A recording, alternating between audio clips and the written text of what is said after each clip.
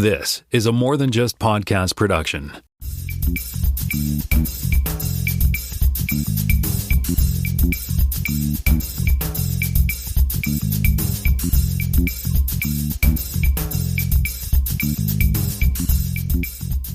Before we dig into today's special show, I just want to let you know you're going to hear sprinkled throughout the show some clips from individuals sent me in their thoughts on the 50 years of Apple and how it's impacted them. So strap in. This is going to be a long one. Hey, everybody. Welcome to episode 400 of the More Than Just Code podcast. My name is Tim Mitra. I am in Toronto, Ontario, and I'm joined by Peter Witham in Hearst, Texas. Hello. And we also have on the line Evan K. Stone from Petaluma, California. Yes. Yeah, just north Which is near Sonoma, in case you don't know. Yeah, north of San Francisco, near Sonoma, in Sonoma County. So when they chose the operating system name Sonoma, I was very tickled. I guess you were tickled, yeah. Yeah. So, true. But yeah, and you don't have to do the K. It just helps if you don't. I know. It's. I mean, if you do, important. Because it's like Sterling K. Brown. I heard an interview with him today. He's got to have the K in there, right? Oh, there you go. There was a time when I was very adamant about that, keeping the K. Well, it's like me. My company name is IT Guy Technologies, but it's a lowercase I. Uh-huh.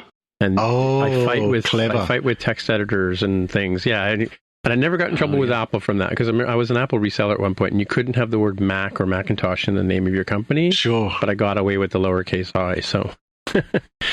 Anyway. Nice. But yeah, so this is exactly why we're here to talk about things Apple, because this is the 50th anniversary of Apple Incorporated. Apple Computer Incorporated was the original name. And, formed by Steve Jobs, Steve Wozniak, and Wayne... Now, I've forgotten his last name. Wayne. Something Wayne is his last name. I'm just... Roger or Robert or something? Oh, man. Let's do a quick fact check here, folks. I just watched that on the... Did you? Yeah, on the video with David Pogue where he interviews and apparently he never sold his stock, he said, right? Oh, yeah. Despite the rumors. Yeah, they were... apparently he Ron Wayne is his name. Ron Wayne, thank you. It came back to me. Yeah, he was like the adult in the room, and he was just there to legitimize these 2 20-year-old guys. And after a couple of weeks, he kind of thought, he didn't know what he was getting into, so he decided to get out of the company. And somehow in the computer, we were talking about this David Pogue presentation at the Computer History Museum a few weeks ago, and I'll have a link in the show notes for that if you haven't seen it. But he says that the story was that Jobs wrote him a check for $800, right? And because somehow they had determined that was the value of what his part of the company was. And when he got the check, he thought it was a tip because of all the work he'd done was worth to him much more than $800. And he said he never sold his Apple stock. So I don't know. I guess he still got it, right? So... You know what? I bet that piece of paper, that actual check for $800 is worth a lot more than $800 now, right? Why? Because of the signature? Yeah, the signature, and just, it's like that might be like the cheapest Apple purchase ever. Yeah.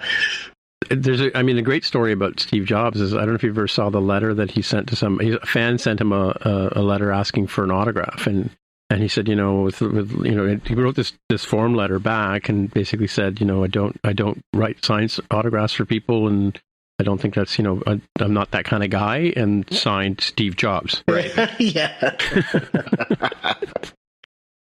But anyway, before we dig too far into the Apple lore today, and we're probably going to go all over the place, so strap in, folks.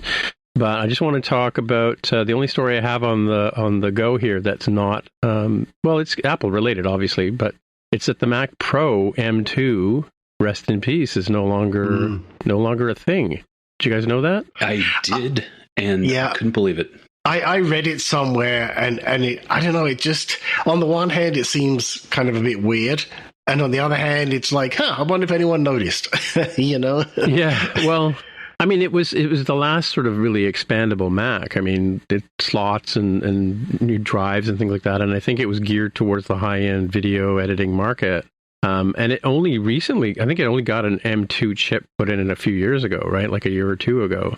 So it's well behind in terms of keeping up with the Joneses, right? I think even the Mac Studio has more M's than the two, right? So yep.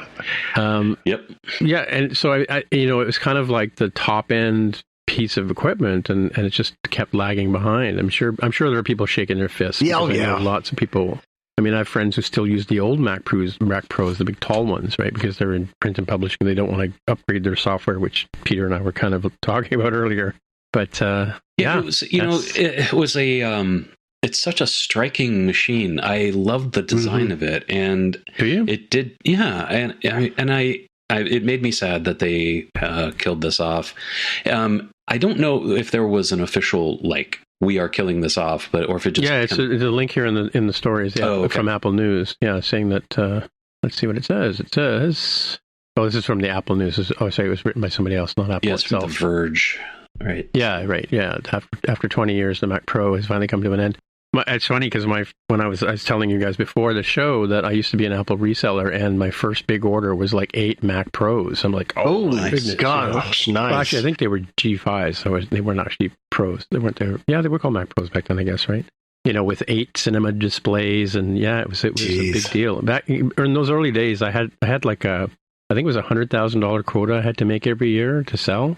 And that took a good chunk out of my first year, which was great. And those G5s as well, just such a beautiful machine. And I was going to say, I think I've never had a desire to want a Mac Pro for any other reason than to just have it there to look at. Yeah. They were great space heaters if you live up in the northern climate. Oh, sure, The G3s and the tall G3s with the opening side, and they would kick out the BTUs for sure. Yeah, nice. And I was actually at Macworld when they introduced the trash can Mac. Right, they had a big thing, and it was announced at the keynote, and afterwards they had them set up in these sort of cylindrical acrylic displays. And you could, it had the lifted up, lid, so you could see what it looked like inside and see the measly 128 gig drive that it had in it. It's still such a weird machine, but again, it's another one of those. It's like, even today, I want one just because of the way it looks, right? Oh, yeah. I had a Mac Cube until last year. I loved the look of the Mac Cube. Oh, my gosh, it's funny you mentioned that, because that's exactly what I was going to say. It was about the Cube. It's just, they're so striking in their design, right? Mm-hmm. So, the Mac Pro is no exception to that rule. I mean, all of them have been really interesting looking. It's shiny and has an Apple logo on it. Fits all the criteria, right? Hey, absolutely. Yeah.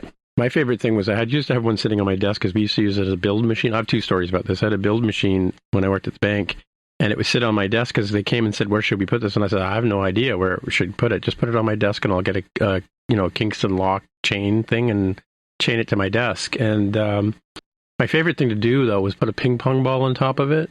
So when the build started running, the ping pong ball would go around as the fans would turn on. Nice, like it. Yeah, that's cool. But the best part of the story is that it was a hoteling office, right? So you could literally would have you'd make eye contact with somebody and you'd be like speed walking to your area of the room to try and get to your desk. And for some reason, people like to sit at my desk. I could never figure out why, right?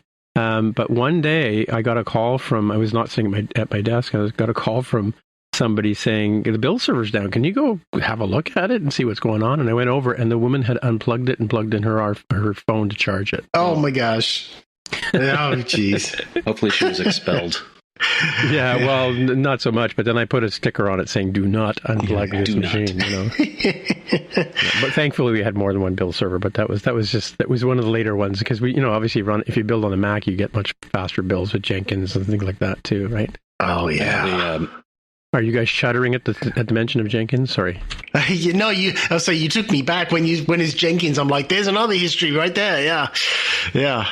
I just have a small Mac Pro story because one of I think it was around 2017, I started a job that I wasn't at very long, but one of the cool things that happened there was I walked in and the owner of the company, he said, well, here's your machine, here's your setup. And sure enough, it was a trash can.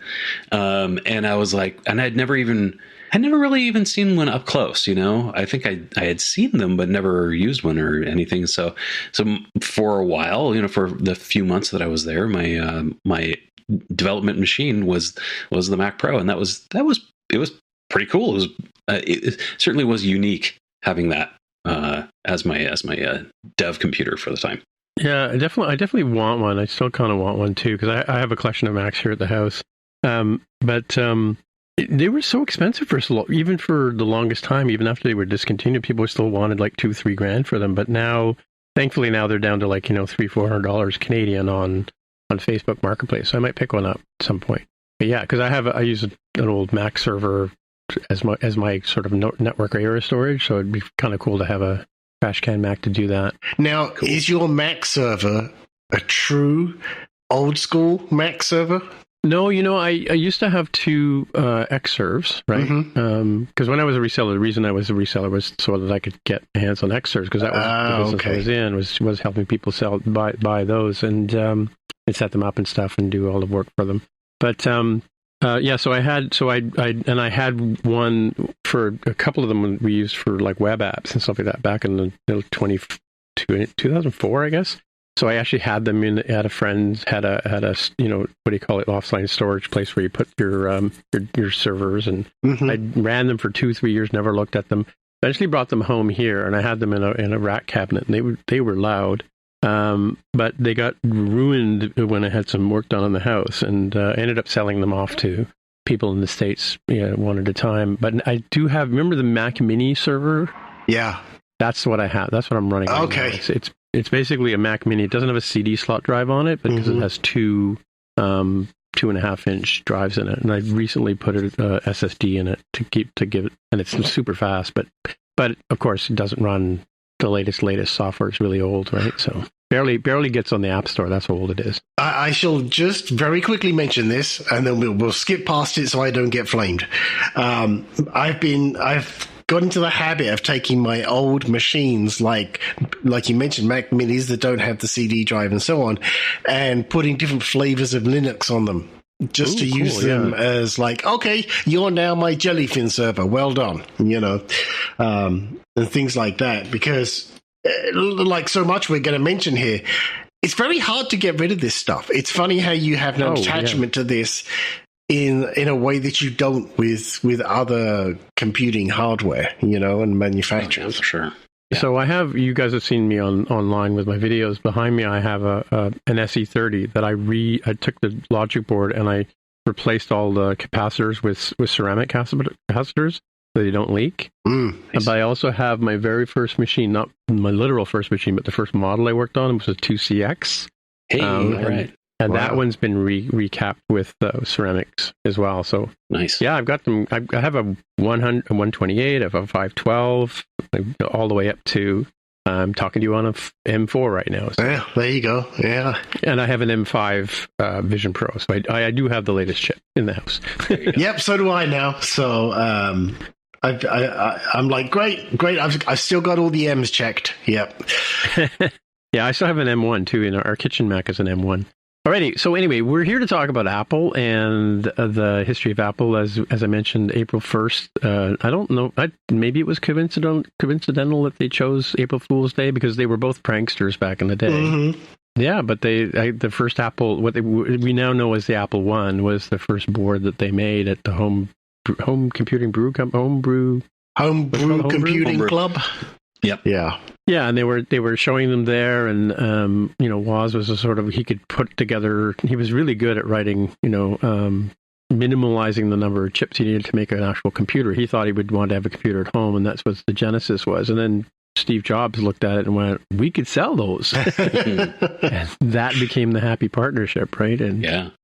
So what I know you guys are quite a bit younger than me, but I do remember seeing. I didn't have an Apple. I'd never had an Apple One initially. I do have one now. I have an Apple IIc in the box behind me, but I never worked on an Apple until I bought my own. But what do you guys remember about Apple back in the day? Like for me, it was like I was 17 when it came out. So I remember seeing it in magazines, and I don't know if I remember a commercial, but Sure.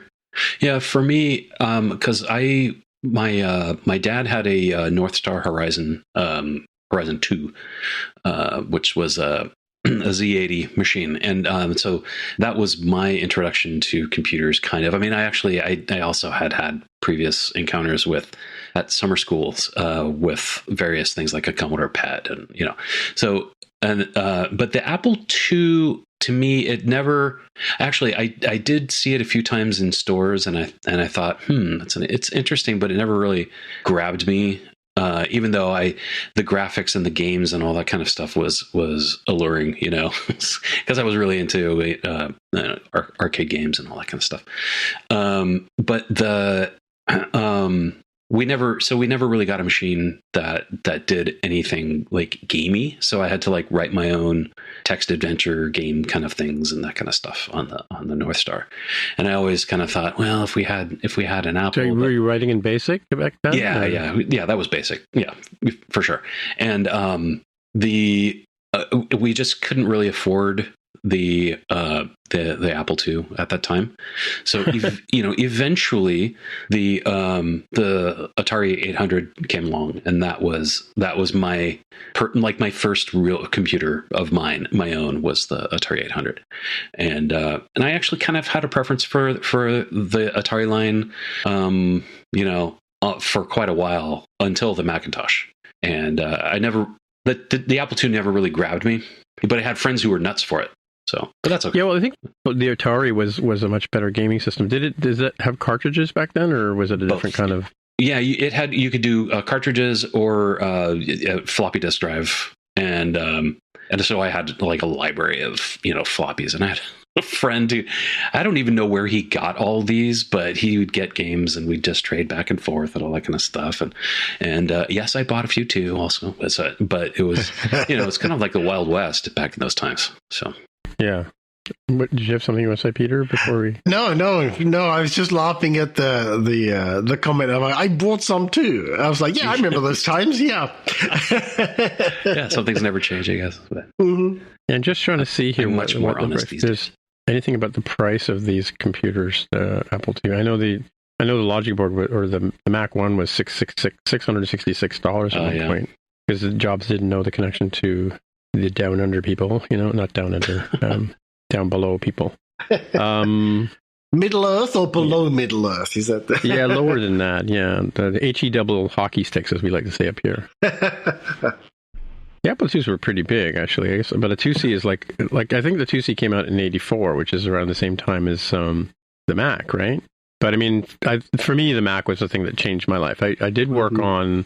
I worked on a computer. I mean, the very first time I saw an Apple computer, I was in I studied fine arts in university, and I was in one of my elective courses was a music course, and it was called experimental music, and we played with synthesizers. And I mean, when I think about the synthesizers I played with back then, and what I would love to have one of those today, but yeah, because we had stuff that Pink Floyd wrote, Any Color You Like on, that kind of stuff, right? Like modular. Modular. They were very single note. That you couldn't do. They weren't polyphonic and that kind of stuff. And you ran sequencers, and it was a little bit too much mathy for me. But I do remember that walking by the studio, they had an Apple II computer that nobody went near and a friend of mine said to me, "Well, yeah, that's an Apple II. You write 500 lines of code to get a green square in the middle of the screen." Nice. And I'm like, oh, okay, So that was my sort of the very first time I saw an Apple in the wild, right? And so that would have been like 82, 83. And then I remember the Mac being announced because I remember hearing about it on TV and stuff like that. And but I didn't actually get my hands on one until like a few years later, right? So what was your introduction to the Mac and in your lives? It's funny for me. So I, way back in another career, and I'm pretty sure I mentioned this before, I started out as a photographer. And this was back in the film days. Anybody remember those? And I worked in Pro Photo Lab, did the weddings and all those kind of things. And this was just about the time that Photoshop was going 1.0, right? And, back then, I mean, I was like, very early teenager. In fact, I don't think I even could afford a PC. I think, if I remember rightly, it was a 286 that my dad got. So, a Mac was never even an option. But I remember we had a need for some equipment at the lab to do some scanning and dye sublimation printing. And when they were a company was trying to convince us to get this crazy expensive printer, and they came in to demonstrate it, and our PC was so slow that they actually brought in a Quadra and hooked it up to that.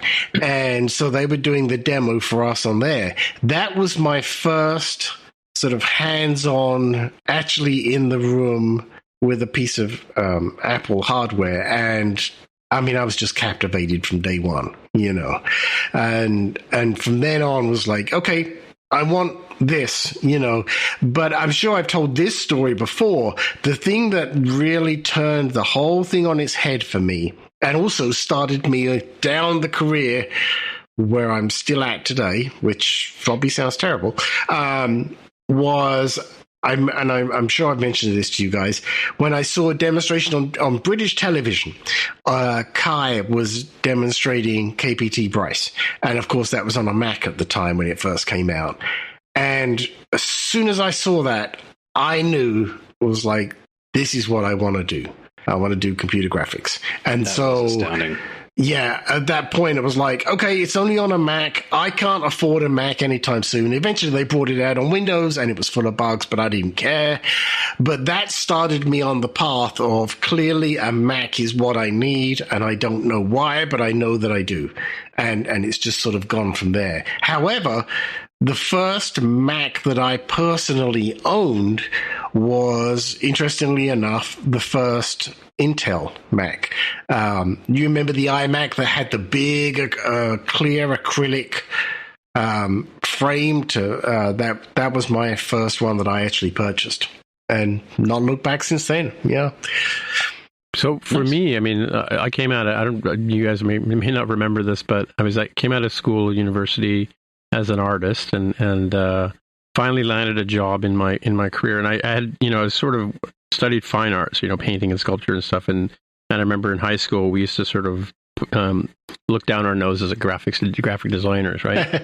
But then I learned that Cat Stevens was a graphic designer, and David Bowie was a graphic designer. So I thought, oh, well, then maybe that's a way to do it. And they don't tell you in university how you're going to go and make a living. Yeah. A snooty, high-fi, Michelangelo could make a living, but like the rest of them were all starving, right? Uh-huh.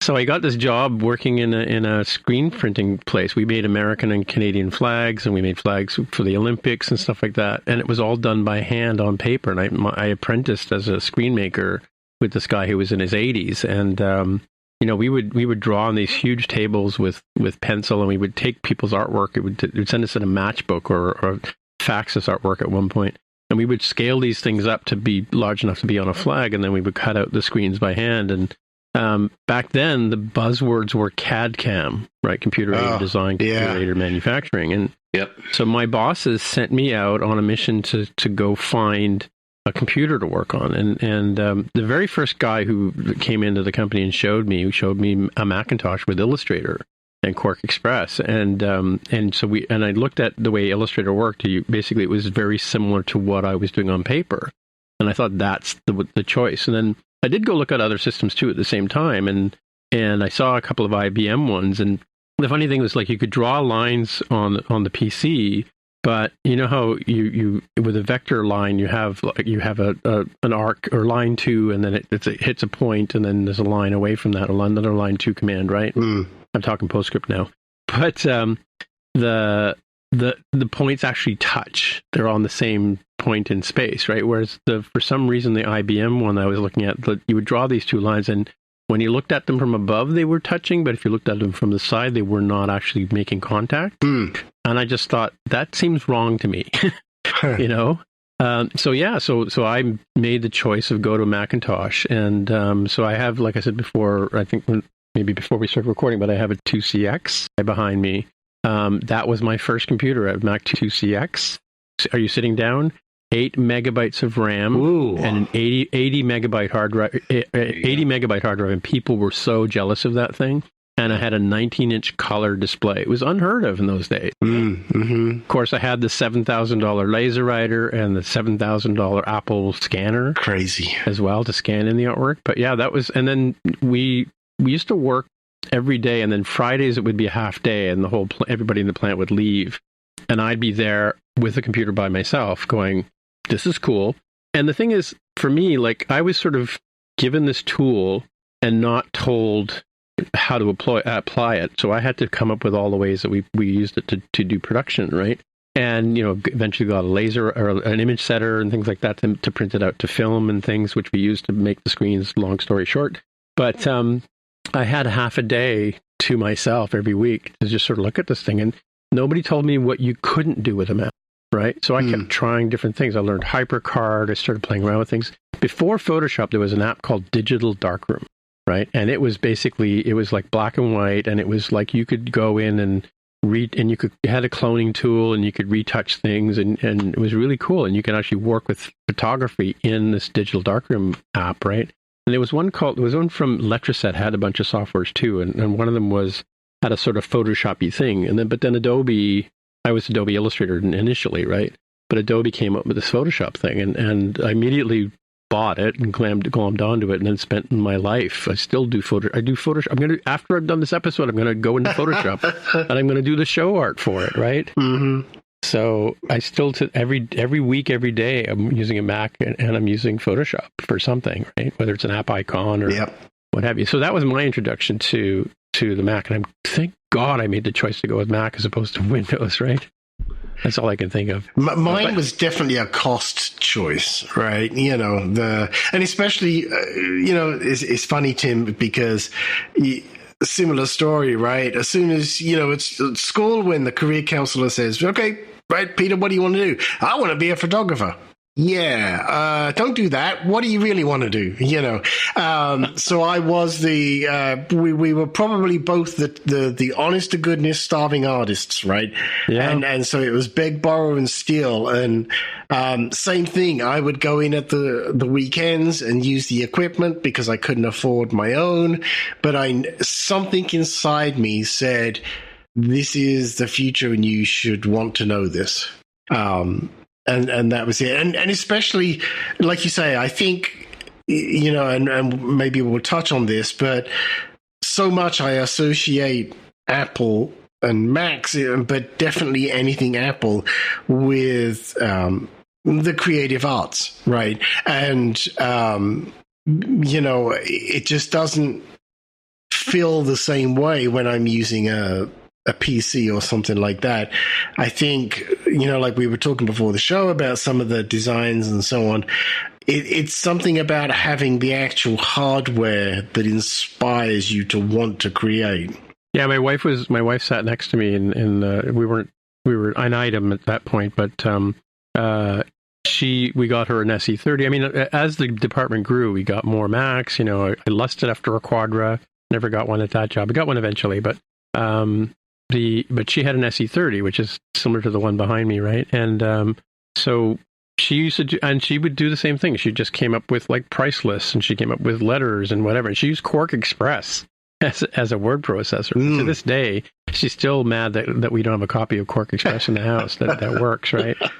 I might just go buy one for her anyway. But yeah, because she hates Pages, and she loathes InDesign, and begrudgingly uses those tools, but Quark was the way she learned how to do things, right? And because that was the early desktop publishing stuff, right? Yeah. And we the two of us decided, well, we should get a computer for home, because then we don't have to spend all this extra time at the office, right? Because we had two semi-adult kids, and we were actually three boys living at the house, and I had my daughter coming on the weekends and stuff, and so we bought a Mac 2 from the guy who sold us the first Mac. He had won it in a contest or whatever. And I remember paying what seemed like a king's ransom at the time. It was like $3,200 or something for this Mac. with a 13-inch RGB display. Still have the display here, as a matter of fact. And and that was, that big, Jonathan was saying yesterday on Spotcast, that was the first exposure to a PC for him was my Mac, which I had completely forgotten about, right? But anyway, I'd get up on Saturday morning and my daughter would have 27 jobs stuck in the print queue because the style writer wasn't working. Oh my gosh. Yeah. I don't remember. Do you remember there was a commercial with this kid's talking about having a Mac and a style writer? I think it was a commercial for style writer, and he says, but my parents use a computer, but they don't wear their work. And he prints out masks and put them on around the house. Nice. Nice, like it. Yeah. Hi, I'm Paolo V.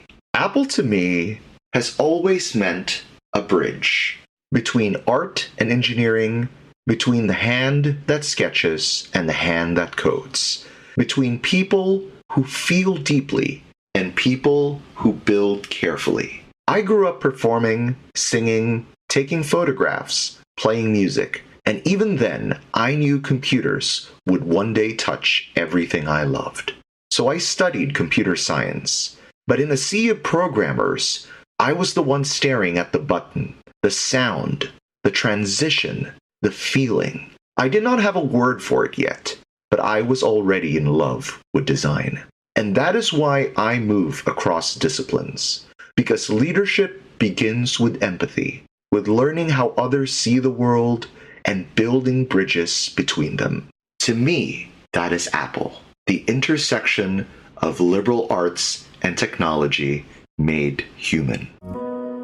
But the thing about it is, for me, I don't know for you guys what this was like for you, but like my company, the company I worked at had a computing system. They had an IBM Baby 36, right? And all of their, they had the main computer and the dumb terminals. They did all their sort of billing work on and stuff like that. And for me, the Mac, the stigma I lived with at the time was that Mac is a toy, right? So I don't know if you guys went through that sort of. I never had that. Pains. No, I always actually recall the opposite, which was the Mac was always the unobtainable goal. Right. Oh, okay. Yeah. Both with me, my friends, and companies that I worked at, and you'd be like, "Look, hey, if we got a Mac," and they're like, "Yeah, we don't have the budget for that." Well, it's funny. I was just thinking as we I'm just reminding myself here, as part of the program, we were doing a bid for the Barcelona Olympics in 1992. I asked people to send us in clips on what the Apple has meant to them, and it's kind of funny because the Mac, it changed my life. Let's put it that way. Like from the very first Mac, very first time I started working on it. But my wife and I, she was the marketing manager, and I was the art director, and we packed up with one of the vice presidents of the company, and we went to Barcelona with our Macs because I couldn't imagine any other way of. I had to take my computers with me, right? So we shipped them out to Barcelona. We couldn't get them out of the airport because they wouldn't let us into the country with them. But thankfully, I had I don't know if you guys remember removable media drives. They were like hard drives, a cassette. I put that in my suitcase, right? Like in my carry-on. So I had my data with me. And that year, for some reason, and I don't know if it's ever happened again, but Apple was doing the timekeeping for the Olympics. So there was whole slews of Macs. I'm just looking at my notes here, which is what reminded me was they gave us a computer to work on. I got a 2FX that I was working on just like at home, and a monitor, and the keyboard was in Spanish, and that's when I learned that other countries the keyboard layout is not the same. Right. So we had to sort of, and my wife had one. She was doing a little marketing stuff on it, and we went around and we did things like we went into the Barcelona stadium and we took pictures of the stadium, and then I would scan them in to Photoshop, and I would draw flags as they would be like country flags. So because we had all the flag artwork, right? Because we made country flags, and we made these Photoshop images so that the Olympic Committee could look at them and envision what it would look like if they had all these country flags flying around the stadium, right? So, it was an interesting time. And again, like I would never have gotten a passport and gone to Europe at all if it wasn't for the Mac, Yeah. So I don't know if you guys have any stories like that.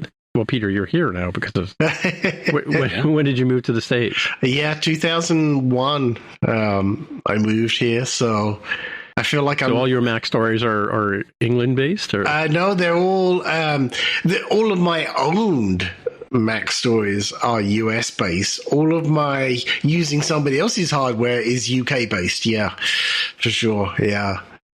Yeah, so anyway, the reason I thought about that story was I'm looking at System 7, and the first time I saw System 7 was one of the Apple guys. He doesn't work there anymore, so there's no chance of getting fired now. He gave me a beta build of System 7 on an RMD, and I brought it home and installed it on my computer at work. And then, of course, things stopped working, and because the print drivers weren't there, and that was a big change. And everybody's saying, "Oh, we're not supporting it." The manufacturers say, "We're not supporting System 7 yet. You can't use that," and blah blah blah. Right. Yeah.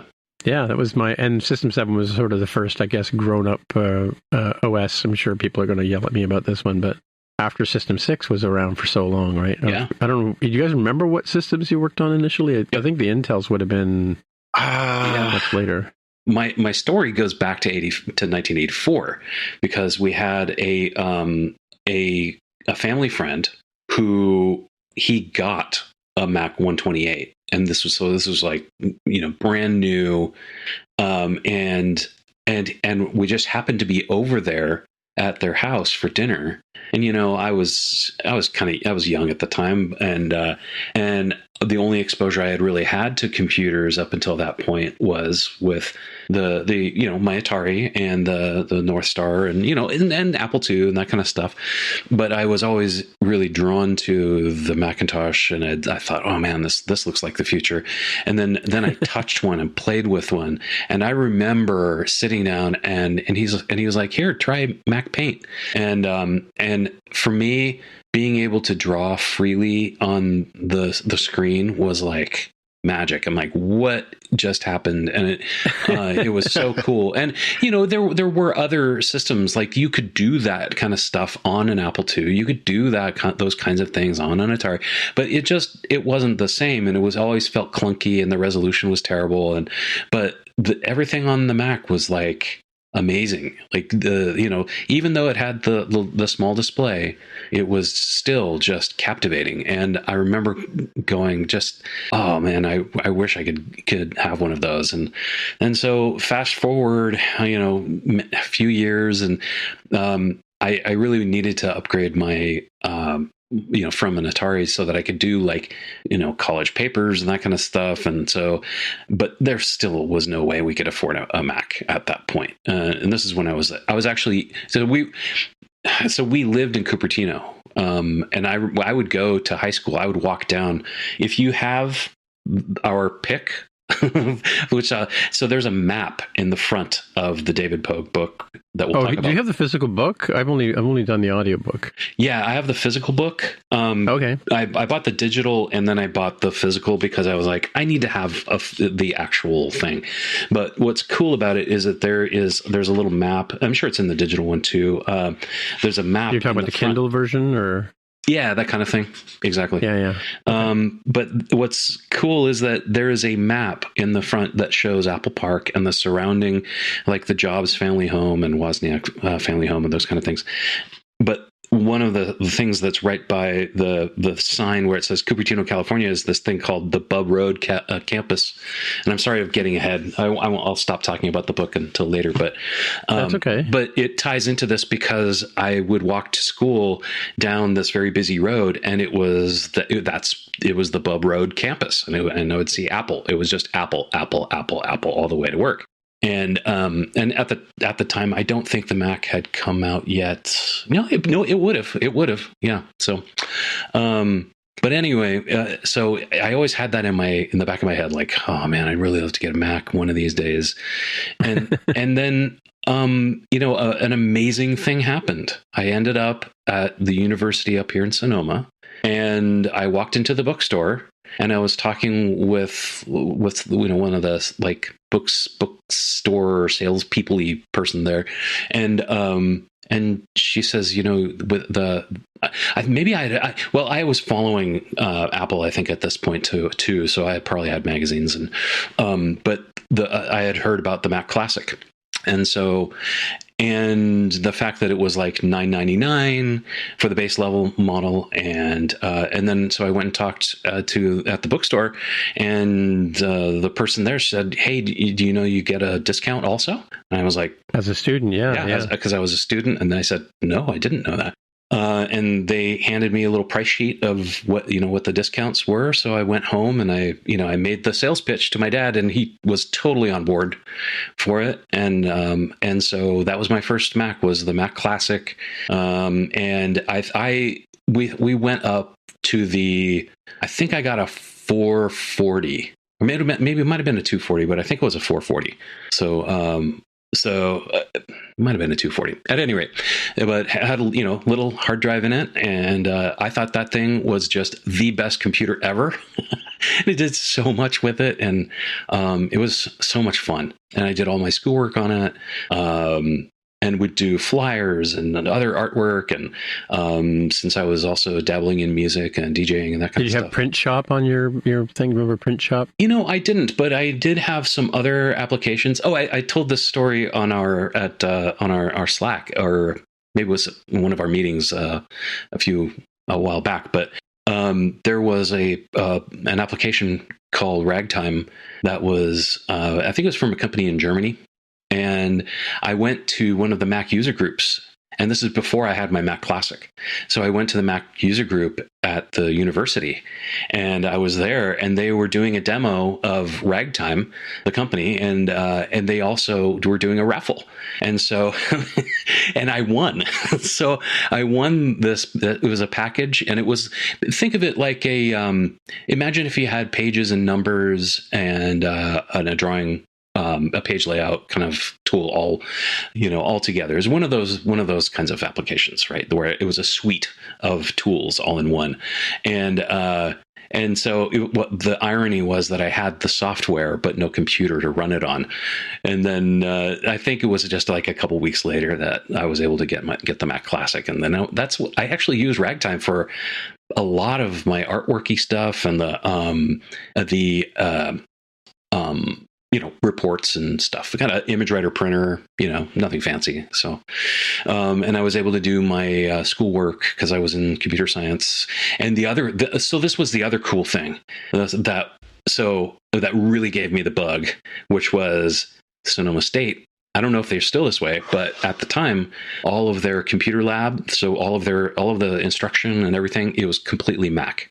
So I was like, this is amazing, because at the JC down in Cupertino, it was, I don't know if it was 286s or what, but I was not amused by the whole situation down there. And so it was really great to be up here and have the whole, and and the lab was all Mac 2s. So there's a lab full of Mac 2s with color monitors, and then in the corner they had the high priest of the Mac lab would have access to the lone 2FX. So there was a 2FX in the corner, and it was everybody would kind of stand in awe of it, and we couldn't really touch it or anything, but those were good times. It was a lot of fun. Yeah, I had a 2FX at work. It was the second computer we purchased. It was really expensive, like $14,000 or something. Yeah. But wow. I'd forgotten about Mac user groups. That's an interesting thing, because I used to go to one too, and kids, people driving at home, before we had Slack and before we had Twitter and conferences and stuff like that, we used to have to go to somebody's place, and somebody would, and everybody would all these. I mean, it was the first time I sort of interacted with adults that weren't my parents, right? I mean, I was in my 20s at the time, but these guys were in their 50s. They were running print shops, or they were scientists or educators and stuff like that. And we would all get together and talk about our experience of working with Macs. And I remember one of the older guys told a joke once, and we were talking about viruses and stuff like that. It was pretty rare. It was a rare thing on Mac, but he sort of said, "What, you guys are getting viruses. Are you taking the little plastic sleeves off your floppies?" Nice. Oh gosh. Yeah, as a groaner, but still remember the joke. But that was and it was kind of like we would meet. I don't know if it was every month or something like that. It was a real sort of strange, trippy thing to do. I guess like the homebrew computer club kind of idea, right? Like meetups. I guess it's where meetups come from, right? Yeah, it's the same kind of concept. And I remember also, like what you were saying, Tim, we had our demographics were all over the board. And it was because there were some of us who were students, but there were there were, people who were professionals, that were printers, and then there were just enthusiasts. It was just all over, and it was so great to be with all of those. It's like when you're at a conference, we have developer conference, but everybody is geeking out about developer stuff usually. But there, you didn't know what you're going to have: artists, musicians. Ironically, I don't think there were very many programmer developer types. And I certainly didn't consider myself at the time, even though I was, there for computer science, but I hadn't really fully invested in that yet. So, but yeah, it was a very interesting time. And that's, you didn't have communities really to hang out in. There was no internet, right? I mean, most people access, right? Or the web. And isn't it funny because, I'm thinking about, like you say, those clubs that I used to go to and that, and your parents, your dad primarily would usually take you along. And back then, for all of the people that were there and thoroughly invested and interested in it, there was never really any discussion about, this could be a career. It wasn't a thing, Yeah.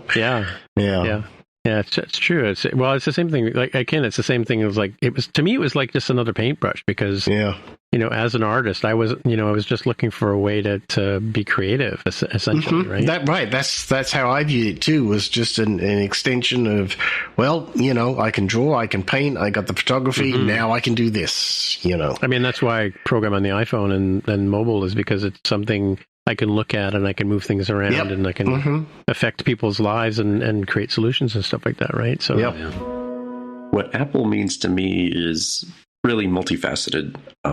Certainly as a consumer, I have enjoyed all sorts of wonderful products that have kept me connected to friends and family, even though I live very far away from, most of my family. I can stay connected to them. Can use FaceTime and see family members, not just have a long distance call. Professionally, it's also meant that I've had opportunity. Now, I think people know that in the past I have been an iOS engineer professionally.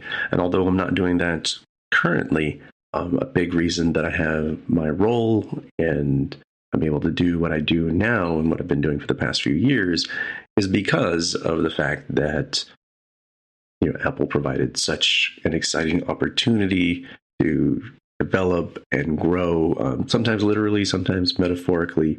And, that led to this very podcast. It led to Spockcast. And, that was certainly a big factor for me getting the role that I have with my current employer.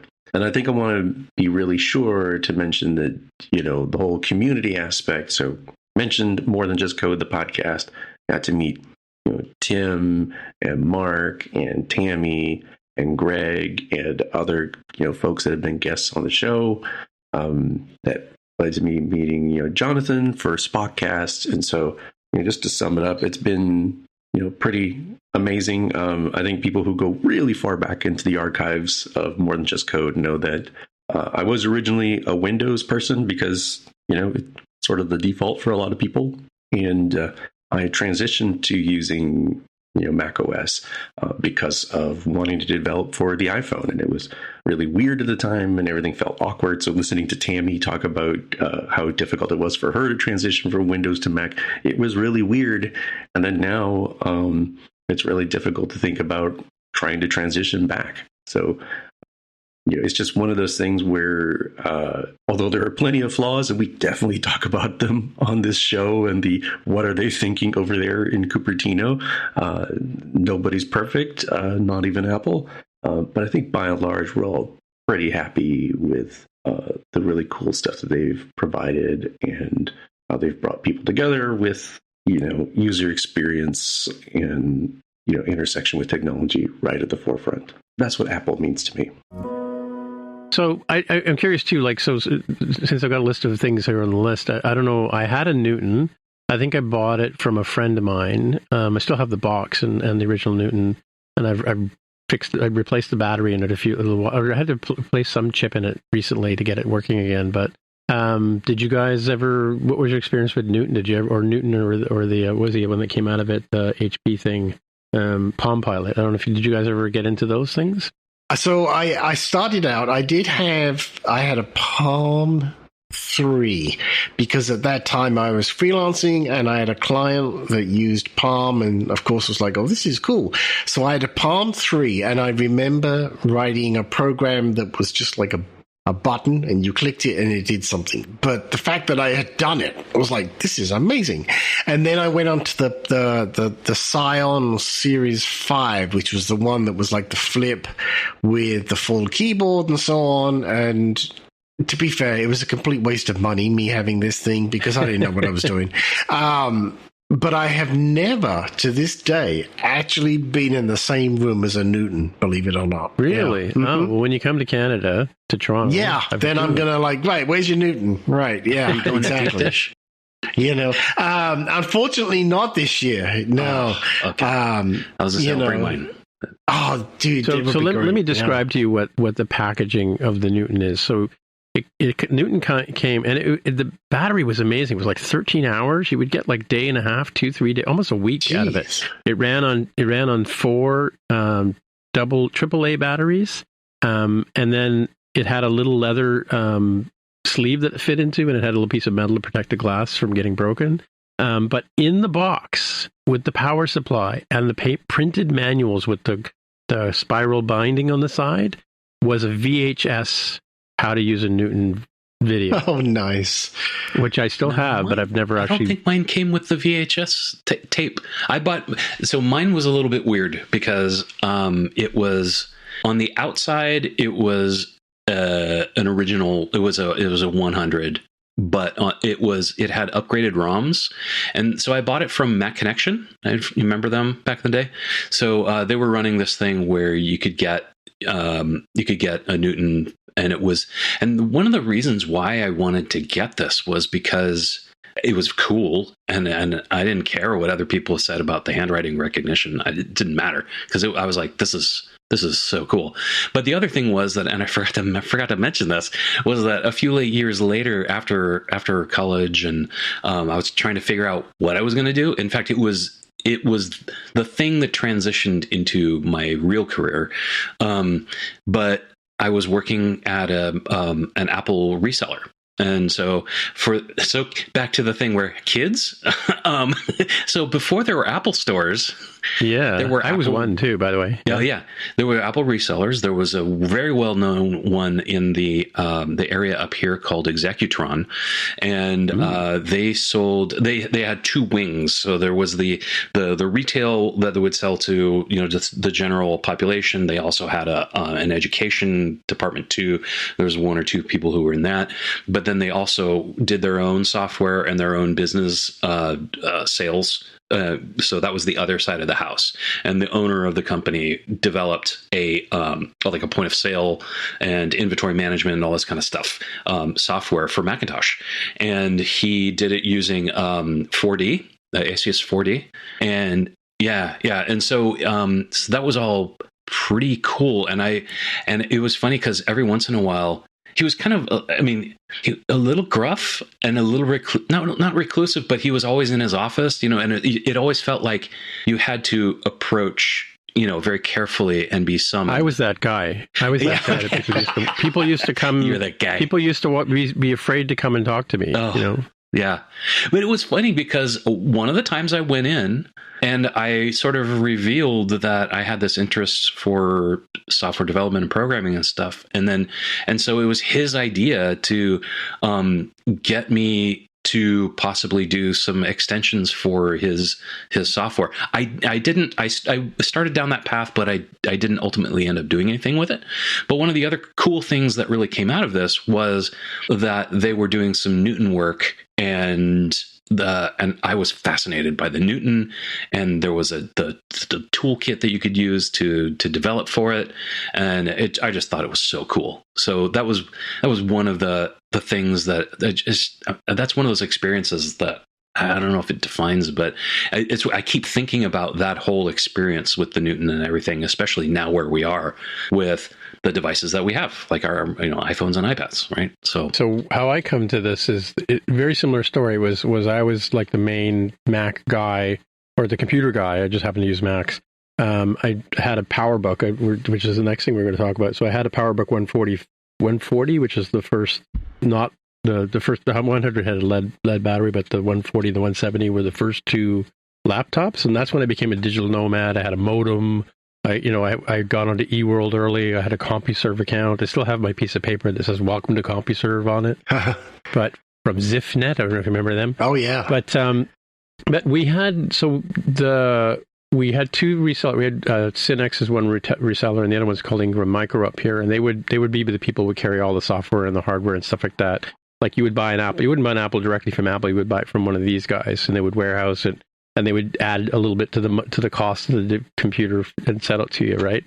But they used to send us the price lists on a floppy disk, and I'm like, this is dumb. So this is where the programming came into my mind, because I had a copy of FileMaker, and the salespeople always wanted to produce quotes or have me type up quotes or whatever for them because I had a computer.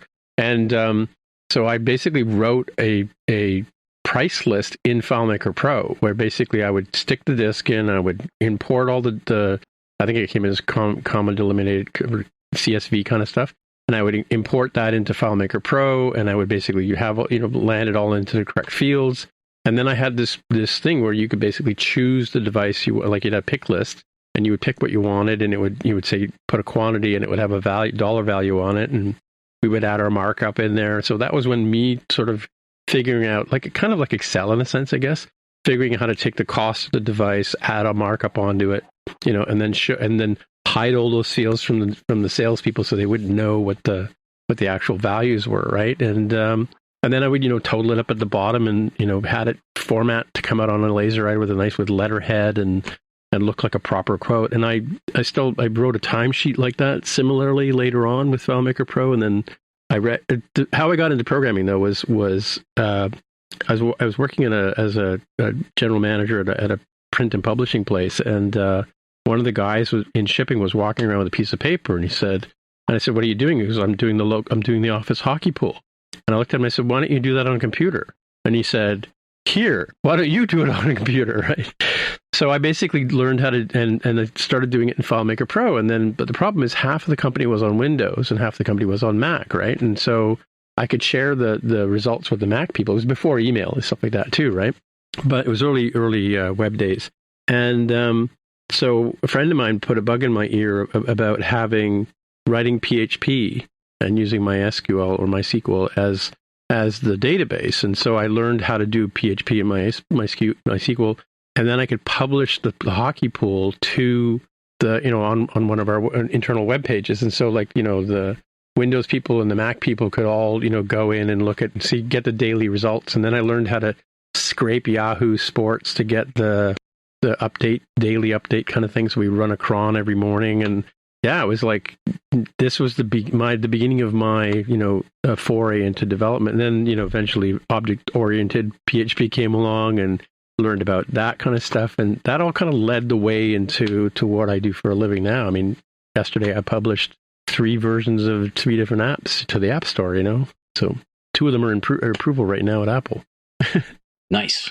That's cool. So what was the bug that got each of you? I mean, you kind of talked a little bit about that, Evan, with your 4D. I did have a copy of 4D. It was a pretty heavy duty database, that one. But Peter, how did you go from photography to coding? Yeah, so it started as kind of an interesting story. Started out with the photography, the photo editing and stuff, and then this was back when the web was just becoming a thing in the UK, because for those of you around the world that didn't know this, we still had to pay for local calls in every phone call, in fact, in the UK. So you had to pay for local calls, phone calls. Yep. Yeah. So every minute I was on the internet, I was paying for it. My phone bills were unbelievable. My parents were freaking out, you can imagine. But I also recognized that this was a thing. So the natural progression from image editing was, the early days of HTML. So, of course, that moved me into the web space. Very simple websites, things like that. Just basically putting up photo galleries. And then that obviously just continued to spiral from there to where we're at today. I remember my first, what I would call true web application was, for some crazy notion, I had this idea of, I'm going to make a search engine. And it was basically a front-end web pages back when, do you remember Dreamweaver Ultra? Yeah, well, I remember Dreamweaver. Yeah, so there was like the database. There was basically a more expensive version. How about that, Adobe? Although it was a Macromedia at the time. And they had one that would hook into databases. So the way this worked was you would basically have an access file, a database file on your web server, and it would read it from there. It was crazy bad, but it worked. And so that was my first, like, honest to goodness bit of instructional programming, I guess you would call it. And then wait. I gotta ask a question about this. So it was a Microsoft Access database wrapper. Yep. That Dreamweaver provided that ended up being, so you could do like client server-y kind of stuff, or actually web applications. No, you nailed it. That is what it was. Yeah.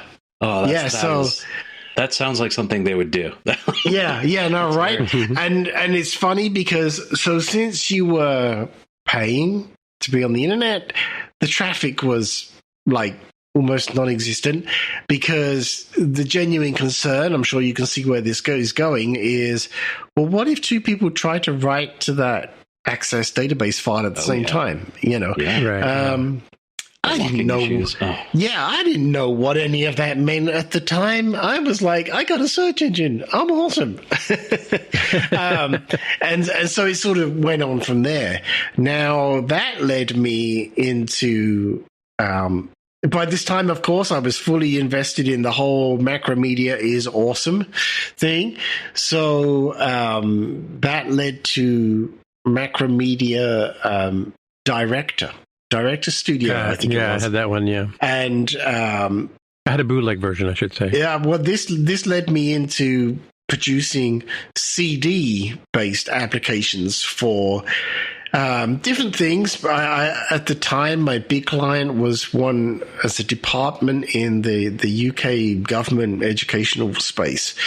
And basically what I did was made an app in Macromedia Director that had a PDF file as the background, and I put text boxes where you needed to fill it in, and then it would store it on the person's hard drive. It was like a journaling thing, I guess, now that I think about it. And the students would fill this out over the year. They could print it out. It all looked great and everything else.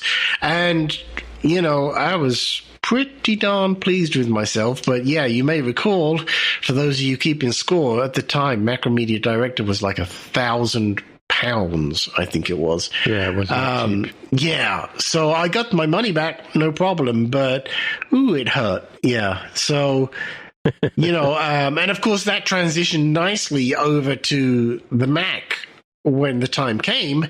Although by that time we'd sort of moved on to Flash and. Well, we hadn't moved on. Flash was just the winner, right? That's what it came down to. Because wasn't its full title like Macromedia Shockwave Studio something or another? Yeah, I do recall that. Yeah, with the big MX on it. That's it. Yeah. And so kids, just so you know, back when I was growing up, multimedia meant you would get a soup can, some glue, and macaroni, and you would glue the macaroni to the outside of the can. and spray paint it with gold paint. That's it. That was multimedia. And if you were lucky, you had a CPU that had multimedia extensions. Yeah. Ooh. Yeah. You were one of the big guys. Yeah. Yeah, because before the web, we had CD multimedia experience. That's like if you've ever seen the game Myst. Yes. That was one of the. That was done with Directory, I think, if I remember correctly. The HyperCard.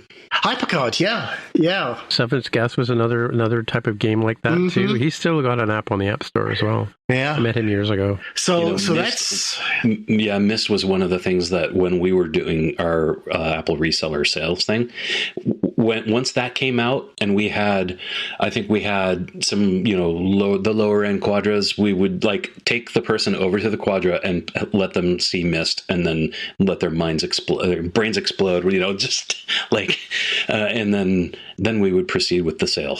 So yeah, it was. But I don't know if you guys remember, but fact, just reality check here.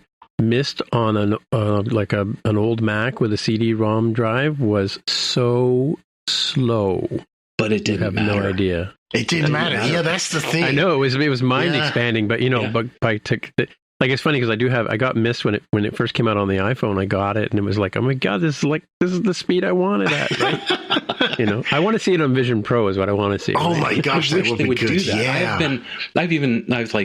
I was pestering them for a while, on X or Twitter or whatever, are we going to see? And they're like, maybe. So that means not anytime soon.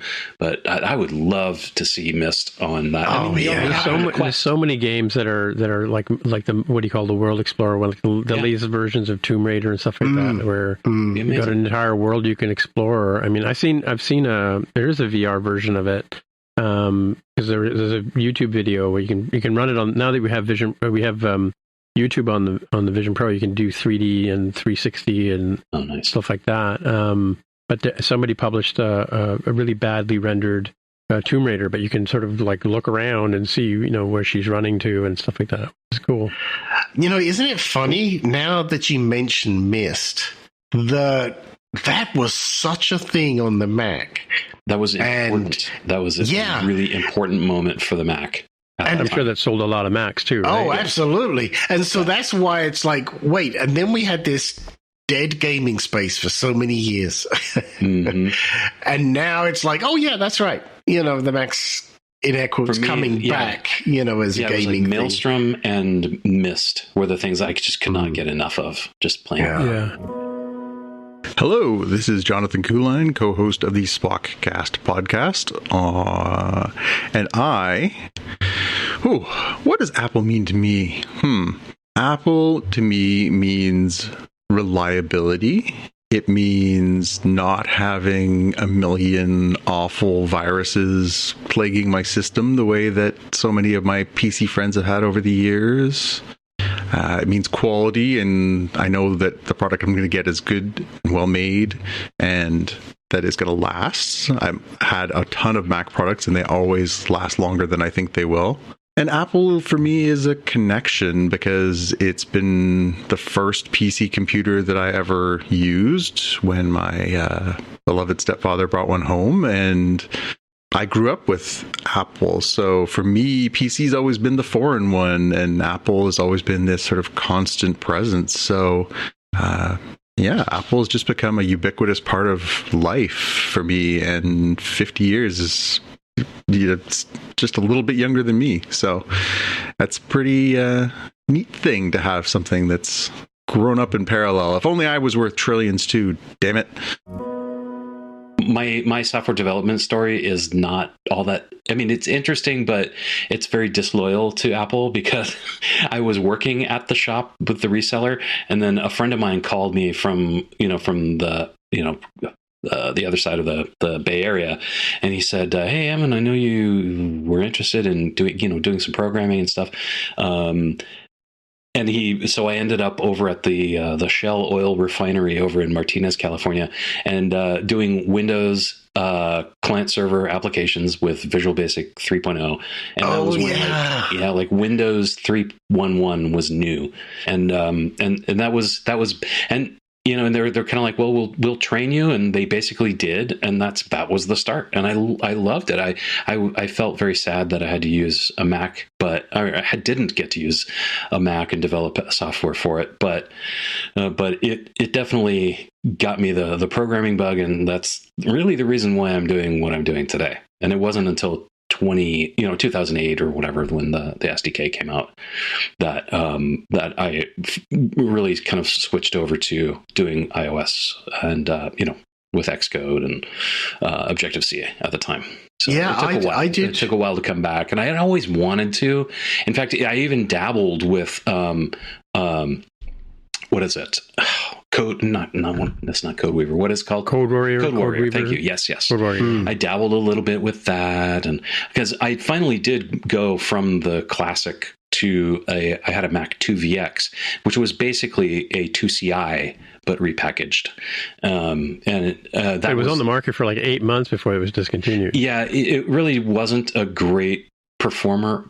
Yeah, so the 2VX, it wasn't a great performer as far as like, a good seller. And in fact, a lot of people kind of didn't like it as a machine because they felt like, well, if you're going to get that, then you might as well get the CI. But I loved mine. I thought the VX was a great machine. I was able to get a color monitor with it. I got the Apple Keyboard 2 with it, and extended Keyboard 2 or whatever it was called. And I was able to play some games on it and start to dabble in programming. And the real big thing for me coming back to a real, like, for me, that was like a real system that I could work with, was being able to do music stuff with. So I had sequencer and audio editing. And even though it was more sequencing on the 2VX, it wasn't until I had the PowerBook G3 that I was able to move to the next level with, I had opcodes, Vision DSP, and was able to do a lot more audio editing and all of that fun stuff that I had really wanted to do. But so that was kind of the hopscotch, or the kind of like from here to there kind of thing. So all of this during this whole time, even though I was professionally doing Windows development, I was, all of my creative stuff that I was doing was all on the Mac. And so that became sort of my motto, or whatever I would tell people. I'd be like, I'd say, I have, the Windows is for work. Windows is for work, and the Mac is for fun. So, because all of my fun stuff was I was doing on the Mac. No, that's exactly how I saw it too. Was that I knew at some point I would earn enough money from whatever I was doing that I would own a Mac, and the goal there was to go do all these creative things that I had seen people do.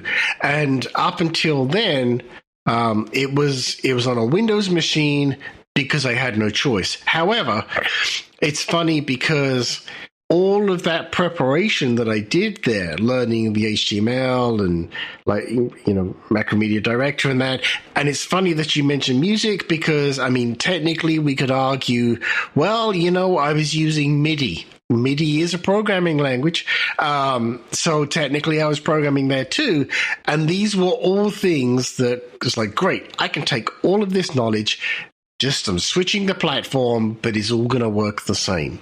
And so when that happened and I switched to the Mac, it was like taking it up 10 notches, right? It's like, hey, you thought it was cool before.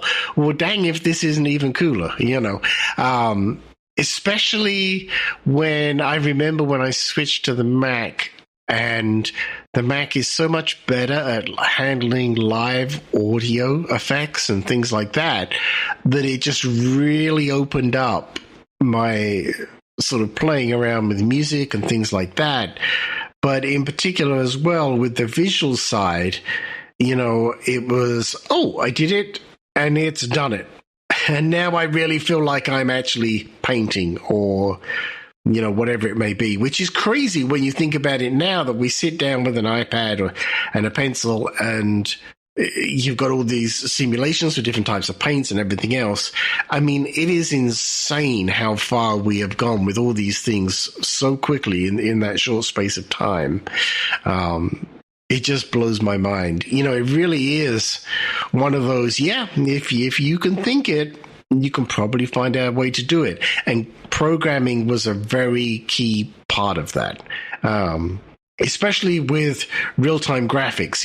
Like, I think for many of us, the first time you see a Mandelbrot fractal zoom in on a screen, and you're like, wow, And keep going, exactly. And things like that. That just blew me. I was like, oh my gosh, I had never even dreamed of real-time graphics. Just was not something I'd thought of on the PC beyond basic gaming. So, and that's why I do so much.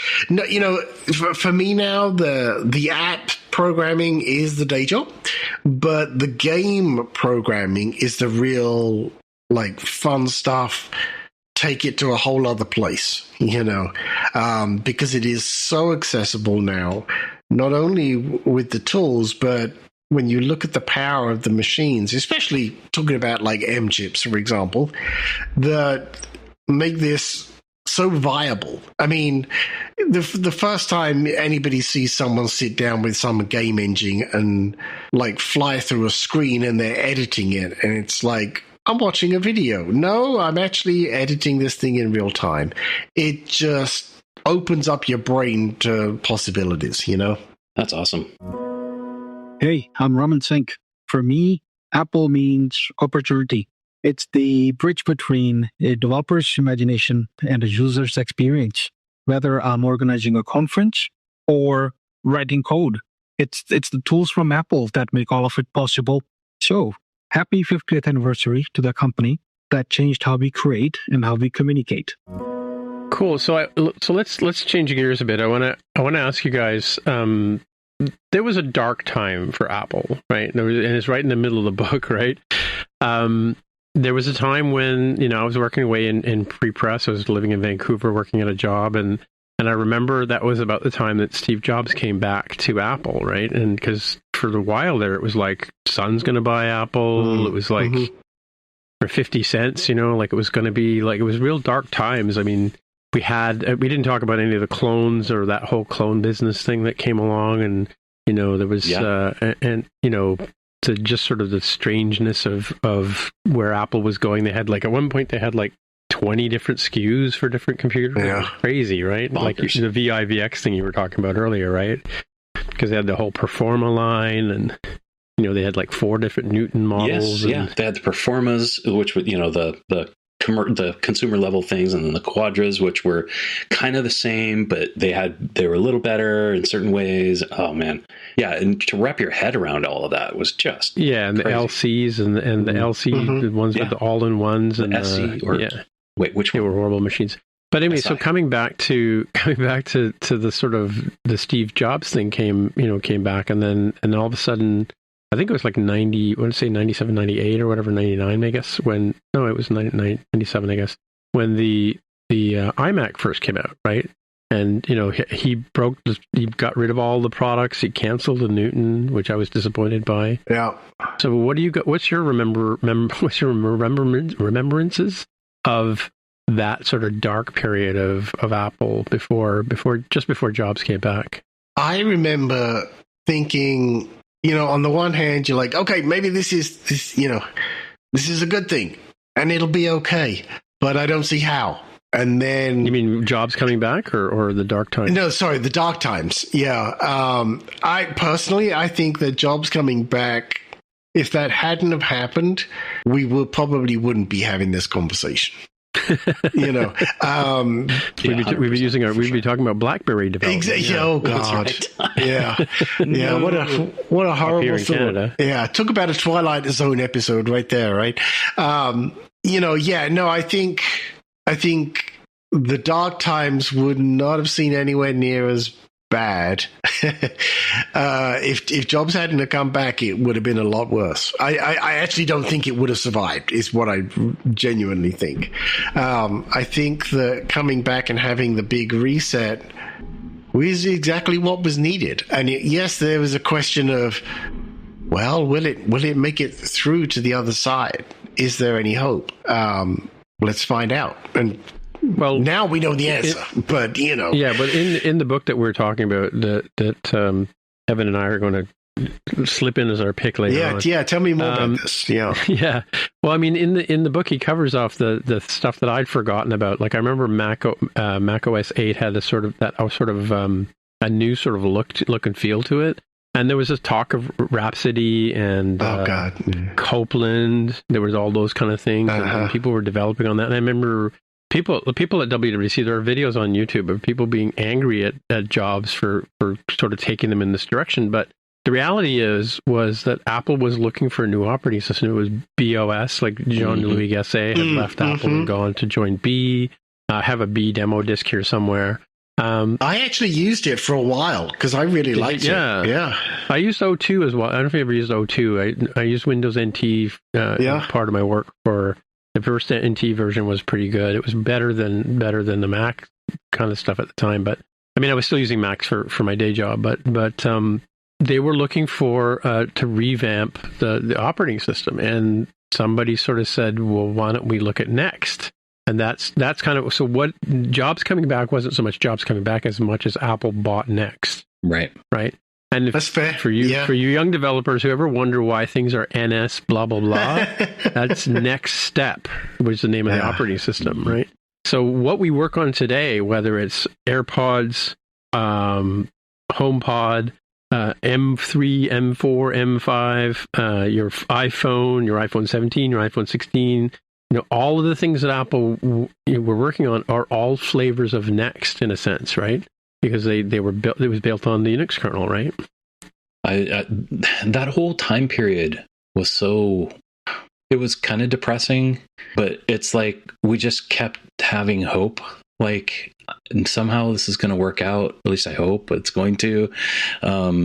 All that time, we were discussing, I was doing my music stuff outside of work, and I had my trusty 2VX at the time, and that was the machine that I had that I would do my sequencing and music and stuff for.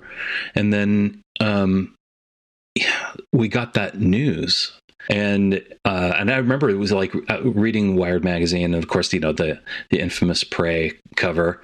And I was like, "Is this curtains for Apple? I don't know." And but once the purchase of Next happened, because Next was an interesting side thing in parallel to Apple too, right? Like the university I was at, they had a Next Cube somewhere. I remember seeing it and thinking, that's interesting. They have one of those, and I think they had the laser printer and that kind of stuff with it too.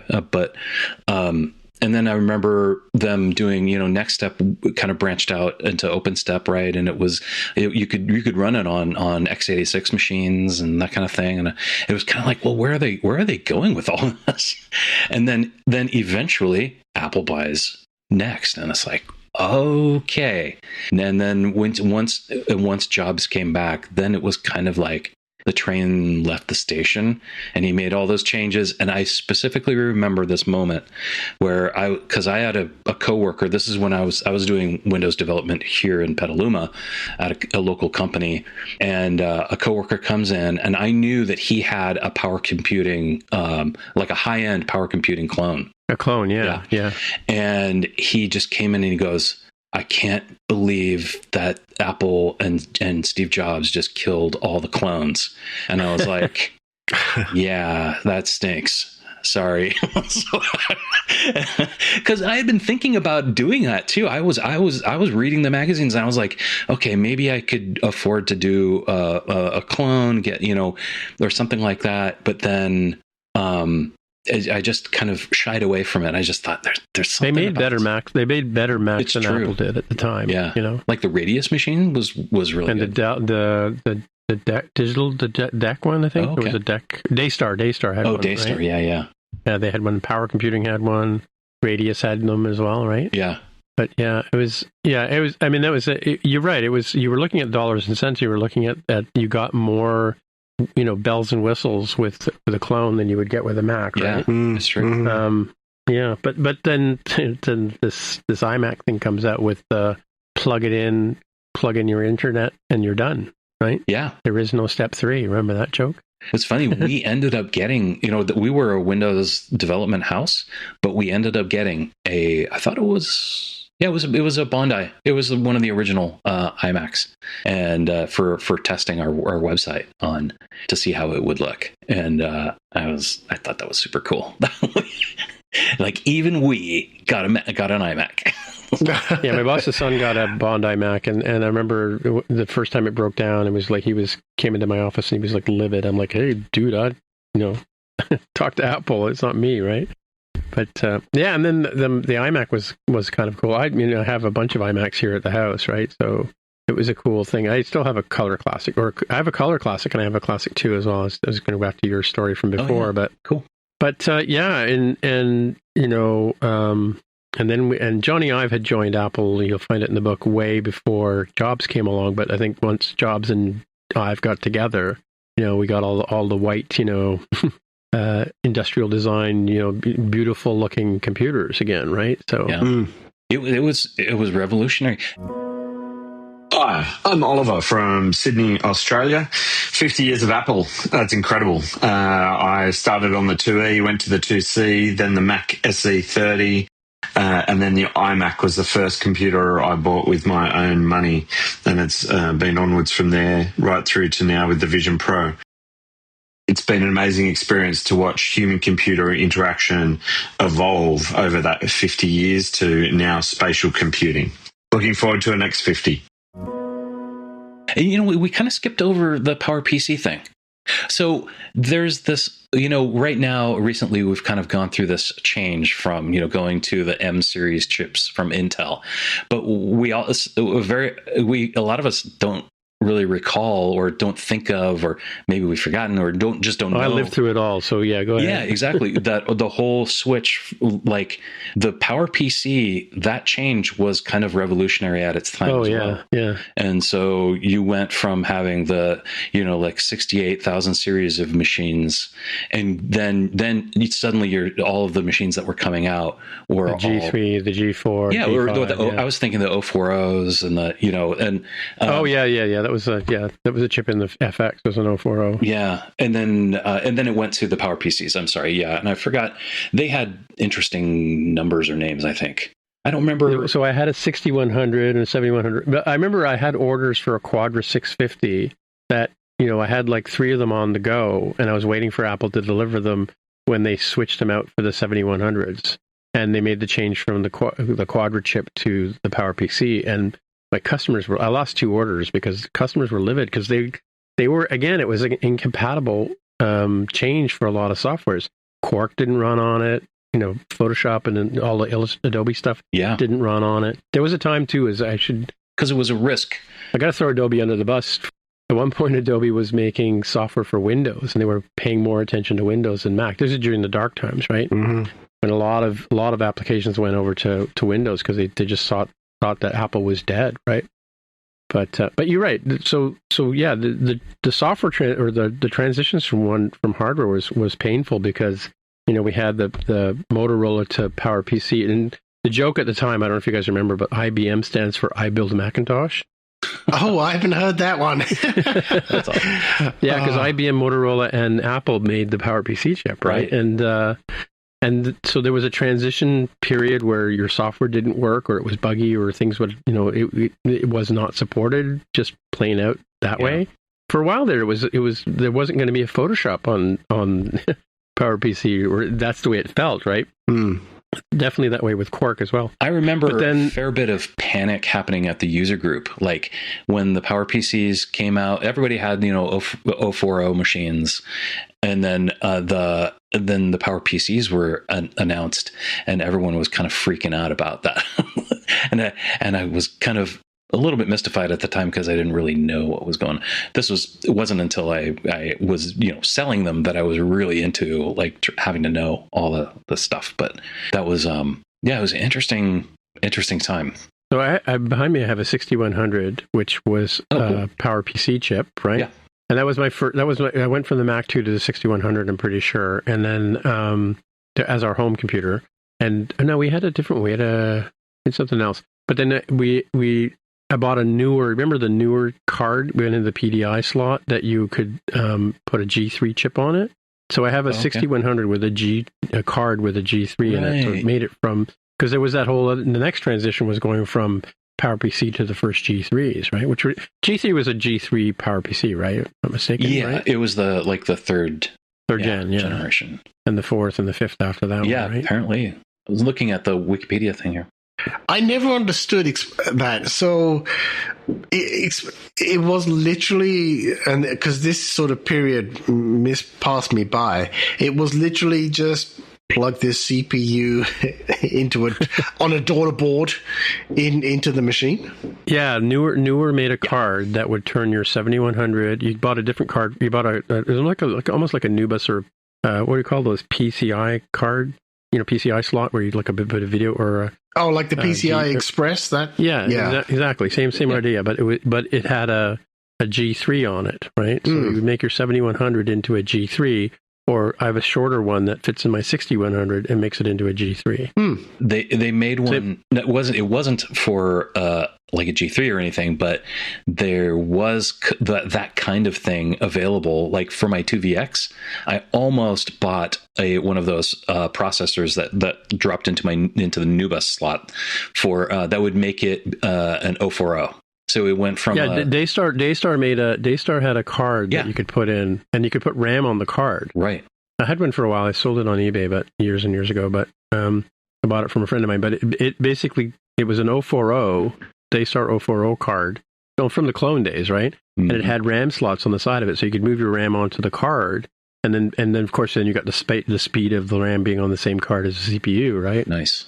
And that was that. You're right. That's that in a tall, I forget what computer I used that one in, to be honest with you, but yeah, you're right. And then so I mean, the people in iOS world complain about going from System 6 to System 6 or iOS 6 to iOS 7, but they had nothing on going from the Motorola chips to the G3s and then again to the Intels, because like you said, the next step ran on PCs the whole time. So we kept thinking, like, when is Apple going to switch over and start running on Intel, right? So, and they did. I mean, they eventually got around to that, right?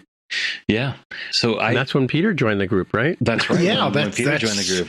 I was now you're talking my architecture. Okay. Yeah.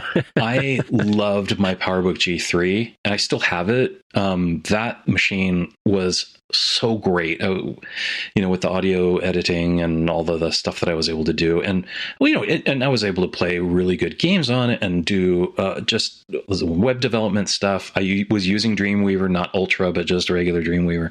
Then it was such a great tool and I had it at the same time. So during the daytime, I would be, doing the Windows development and then and web at that point also. But then, everything else, when I'd go home, it was like, and I'd be at work playing my music on my Mac, doing the Windows development, but all my music was on my Mac.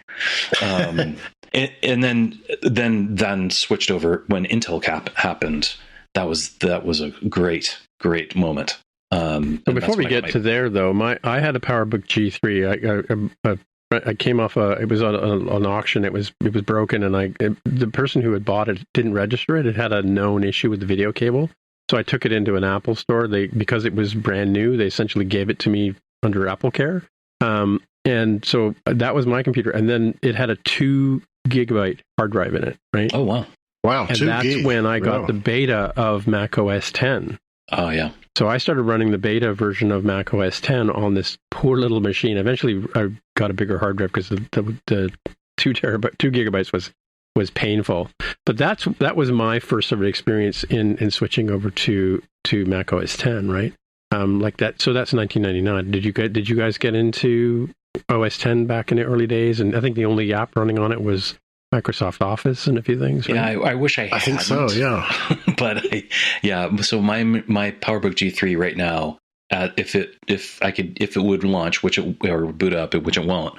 I have 2 of them here, by the way. I upgraded it. Sure. It's the Lombard with the bronze keyboard.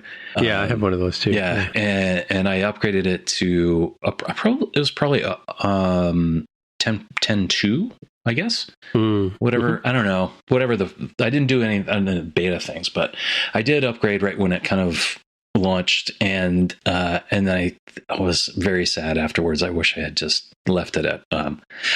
It was the sweet spot for me was Mac OS 8.6. Oh, okay. You didn't go to 9? Yeah, no, I didn't actually. I just I kept it there because I think I may have had some limitation. I was using Vision DSP by Opcode. I think I mentioned that earlier, but I thought there was some limitation, like that couldn't go to 9. I'm not sure, or maybe I forget exactly. There were some incompatibilities or whatever in some of the software that I had, and there was some janky Mac OS software, like the System 7.53 was the most stable system for the longest time until 8 came out.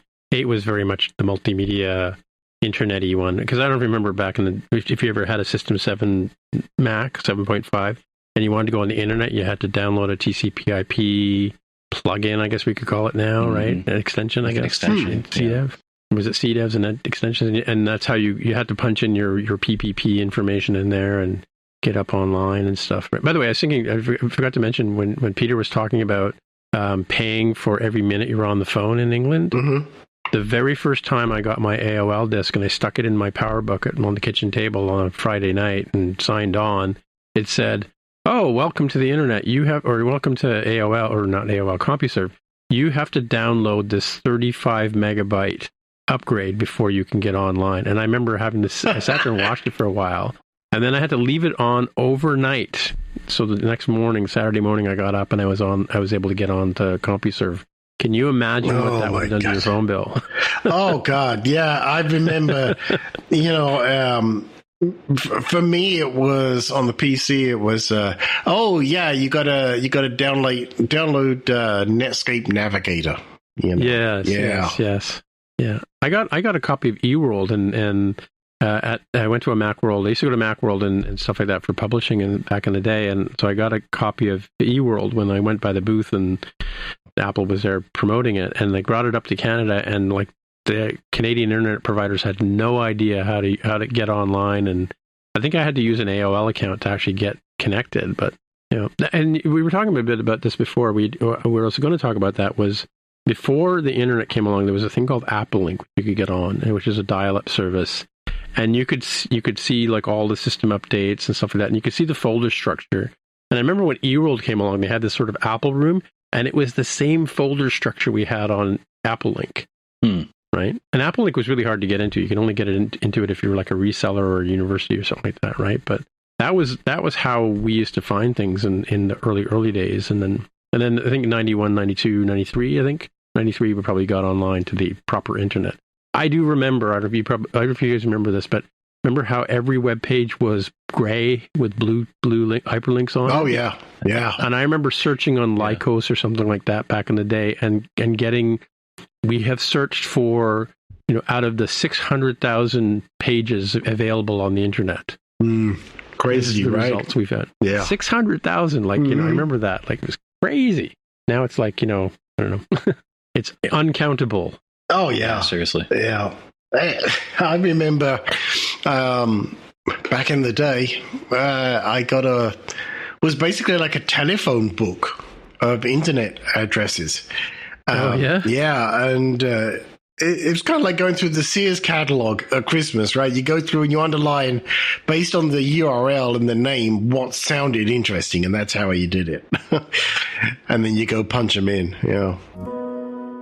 I'm Roberto Macharo, a longtime software developer. To me, Apple has always been the perfect blend of form and function, whether it's in hardware or software. It's been a guide and inspiration for how to create software that people actually enjoy using. Software that's beautiful, powerful, and simple or intuitive enough that no instructions are needed to use. Every new product introduced has been an inspiration for building something great, which is why even those who aren't tech savvy keep an eye on what comes out of every WWDC.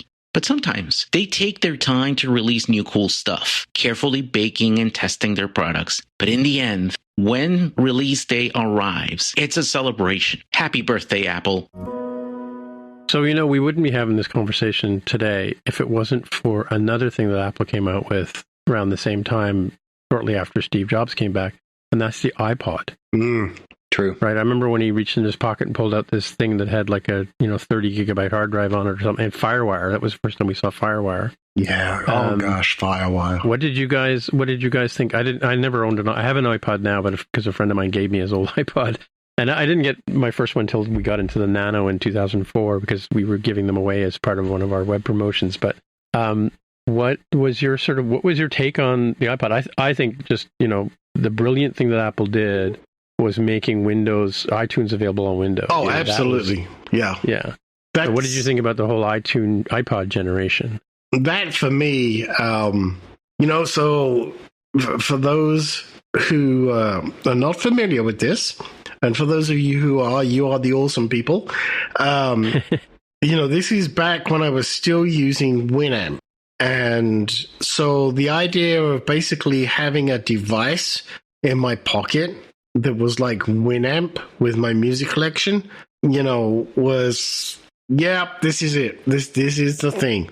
And I think my first iPod it wasn't, how the original versions had essentially clickable buttons around the outside of the wheel. Very first one. It wasn't that one. It was the one that had the buttons essentially built into the wheel. Oh, the 4 buttons that went across underneath the screen? Yeah, and that's the OG, yeah. Yeah, it just blew me away. It came for me at the right time that was like, this is it. This is all I'm ever going to need. And then along with that, just to sort of jump forward and then jump back, I would never have owned an iPod Touch if it wasn't for the fact that the first one I ever owned, because I couldn't afford them at the time, I actually won it in a competition. Oh, wow. And I couldn't believe it. I'm like, wait, I just won an iPod Touch? What? But yeah, the iPod is what firmly put me in the Apple camp, no question. Yeah. And if iTunes had never been on Windows, yes, this would never have happened. Oh, we wouldn't be having this conversation with you if that happened. Exactly. Yeah. That really was the thing that made me go, okay, this is it. Especially, I feel like the iPod was not only, I would say, the savior of Apple, but also their first jump into making people realize how important an ecosystem was. And, that for me is why I'm Apple today, for sure. Yeah, somebody had given me a copy of Sound Jam, which was the iTunes company the company bought and turned into iTunes, because we were all ripping our discs. So since Evan was talking about his music career, that's why I wanted to know what his relationship was like with the iPod. Yeah, it's funny you mention that, because I wasn't really into the iPod necessarily. I mean, because I always had my laptop with me, so I would always listen directly on the power book. You have it on your shoulder walking down the street listening to music? I don't think I would even bother with doing that. I had a Walkman when I was growing up, but I didn't. And I think I may have bought. There were other portable MP3 players that were available, and I think I might have gotten one. I just can't even remember what it was. But I think the iPod for me, it was a little too expensive, and so I couldn't really get into it. And until because as I recall, they dropped the price when they rolled out the iPod Classic, and I think that's the one that I got, and I was like, okay, this is really, really cool. And then and I think at the time I may have, because that was probably early 2000s when that was out, that I really didn't have a good functioning Mac, so I was kind of doing Windows, stuff like gaming and everything. So I think I probably did have iTunes, Windows, and the iPod at that time, because it wasn't until the Intel Macs came out that I jumped back into the Mac like hardcore. So Yeah, I think I had like a Dell laptop that. You didn't do the G3, G4, G5 No. stuff. I got a G3, the PowerBook G3, and then I didn't have any Mac machines until the PowerBook. I'm sorry, it was the MacBook Pro, right? That was Intel. The first aluminum one. I got the boat anchor, the aircraft carrier, the 17-inch. So this may be a little out of order, but I used to go down to Macworld as part of my reseller gig to meet with, because meet with Apple and get to meet people and stuff like that down in California. And my wife and I were not in the room, but we were in a sales organization room watching the keynote the day that Steve Jobs pulled out a manila envelope, and inside that manila envelope was a MacBook Air. Oh yeah, nice. Yeah.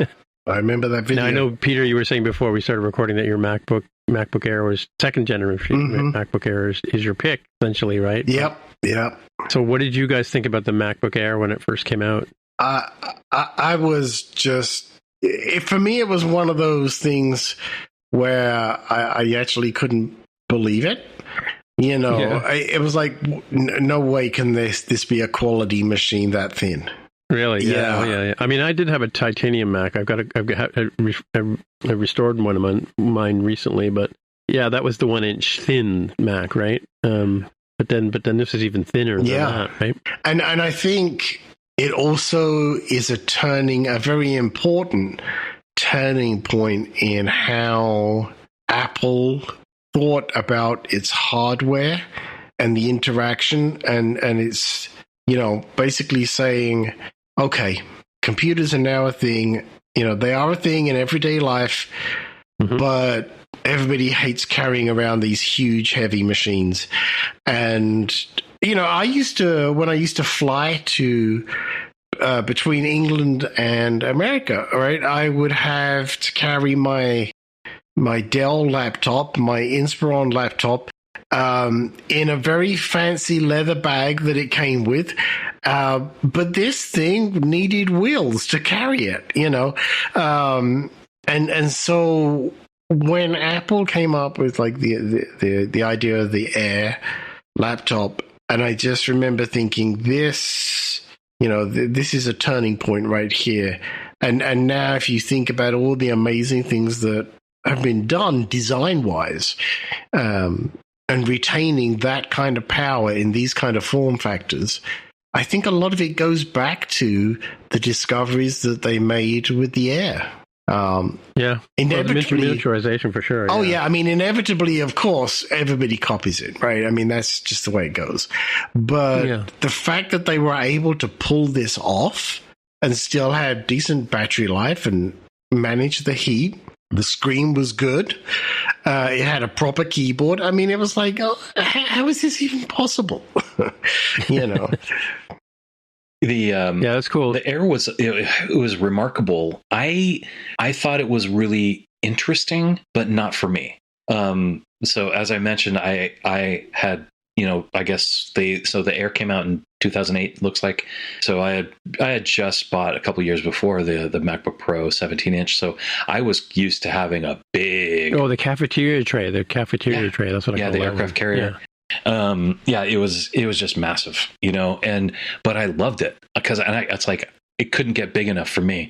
So, and I worked with a friend who he ended up. So I guess in 2010 they released the 11-inch, and so he was like, they can't make one small enough for me. So he really gravitated to the 11-inch, and we have an 11-inch upstairs too. I was like, dude, I don't know how you can work on that thing, but more power to you. It was great on an airplane back in the day. Like when I flew to California, I used to bring my 11-inch because my wife's computer actually, but I used to bring it because I could work on the computer. I could work on the plane, and it was lighter than my 13 and whatever.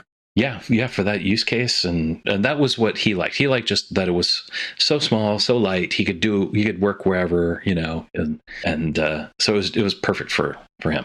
For me, I needed like big storage, and that was the other thing. The storage was limited, but I needed like big storage, big RAM. I was doing various music stuff on it, and so I wanted it to be a fairly powerful machine. And as it turns out, that was the machine that I ended up using even up until like 2012, when I was doing some iOS development, and it was great up until, and it still runs. I have it around here somewhere, and it still runs. It could only go up to, what is it? Snow Leopard was the last OS that it could run. So that was very sad. But so in 2004, I got recruited into this software development company because of the work I was doing with some major retailers they wanted to get involved in. And I worked with them for about 8 months, and I hated every minute of it. I mean, I didn't hate it; it was good, but it was not for me, because they were a development shop, and they weren't. I was brought in as not as a developer, even though I had been writing software at the time. And so I left, and I formed my own business, and I went into IT because it was the only thing I knew how to do, was advise people on computers and stuff like that. And I remember one time I was drywalling a ceiling, because when you're starting out your business, you do whatever you can to make money, right? And I had just learned about the BlackBerry, and so I had a BlackBerry, and I remember taking calls on the top of a ladder while I'm drywalling the ceiling, checking my email, sort of paging people, doing the BB messaging thing, and the whole bit. And then what that led me into is my addiction to using a smartphone, right? And then again, like I said, in 2007, my wife and I went down to Macworld, and we were, I can't remember why we were driving. I think we rented a car, and we drove around California, did some sightseeing, and she said to me on the way to the event, I didn't know about Steve Jobs keynotes and stuff like that at the time, so I would watch them in a satellite room. But she said, well, what's Apple going to be coming out with? And I said, I don't know. I think they're coming out with a phone for some reason, right? Yeah. And of course, so I was watching the keynote in this other room where Steve Jobs gets on the stage and says, we've got this new device. It's, we've got a brand new internet tool. We've got a brand new phone. We've got a brand new music player, like an iPod, right? So it's an iPod, a phone, internet device, right? Of course, he was leading into the iPhone. So, I mean, I got one by November. Are you getting it? By November, I had a friend of mine went down to California and brought me back one. And we had to do the whole thing. We had to convince the Canadian phone companies I told them it was a Palm Trio. Oh my gosh. So I could get online, get a data package, right? So for me, the iPhone was super cool to have one, first of all, right? And then, I mean, I discovered YouTube shortly thereafter and things like that. But and so this was the first year. This was before, we were writing Dash Code. I remember Dash Code, and we were writing web apps and stuff. So I don't know, when did you guys sort of get your first taste of an iPhone? Like, what was your first foray into that world? Mine is very easy to answer. It was the iPhone 3G, and I still have it today. It's on my cabinet right behind me. Yeah. And nice. It blew me. I mean, and I say this about so many things with Apple, but it's true. It blew me away. I mean, it was, regardless of whether you like or hate Apple and the things they do and the things they make and so on, you'd be hard pushed to deny the iPhone pretty much changed the way we work with computers today. Yeah. Oh, yeah. Simple as that. And so when I got my iPhone 3G, I remember I picked it up at AT&T, and first thing I did was I got in my car and turned maps on, and I was like, this is just the business. And never look back, right? How about you, Evan? So in 2007, while you were at Macworld, I was working for Intuit up here in Santa Rosa, and I was with my, sort of my coworkers. We were huddled around someone's computer and watching this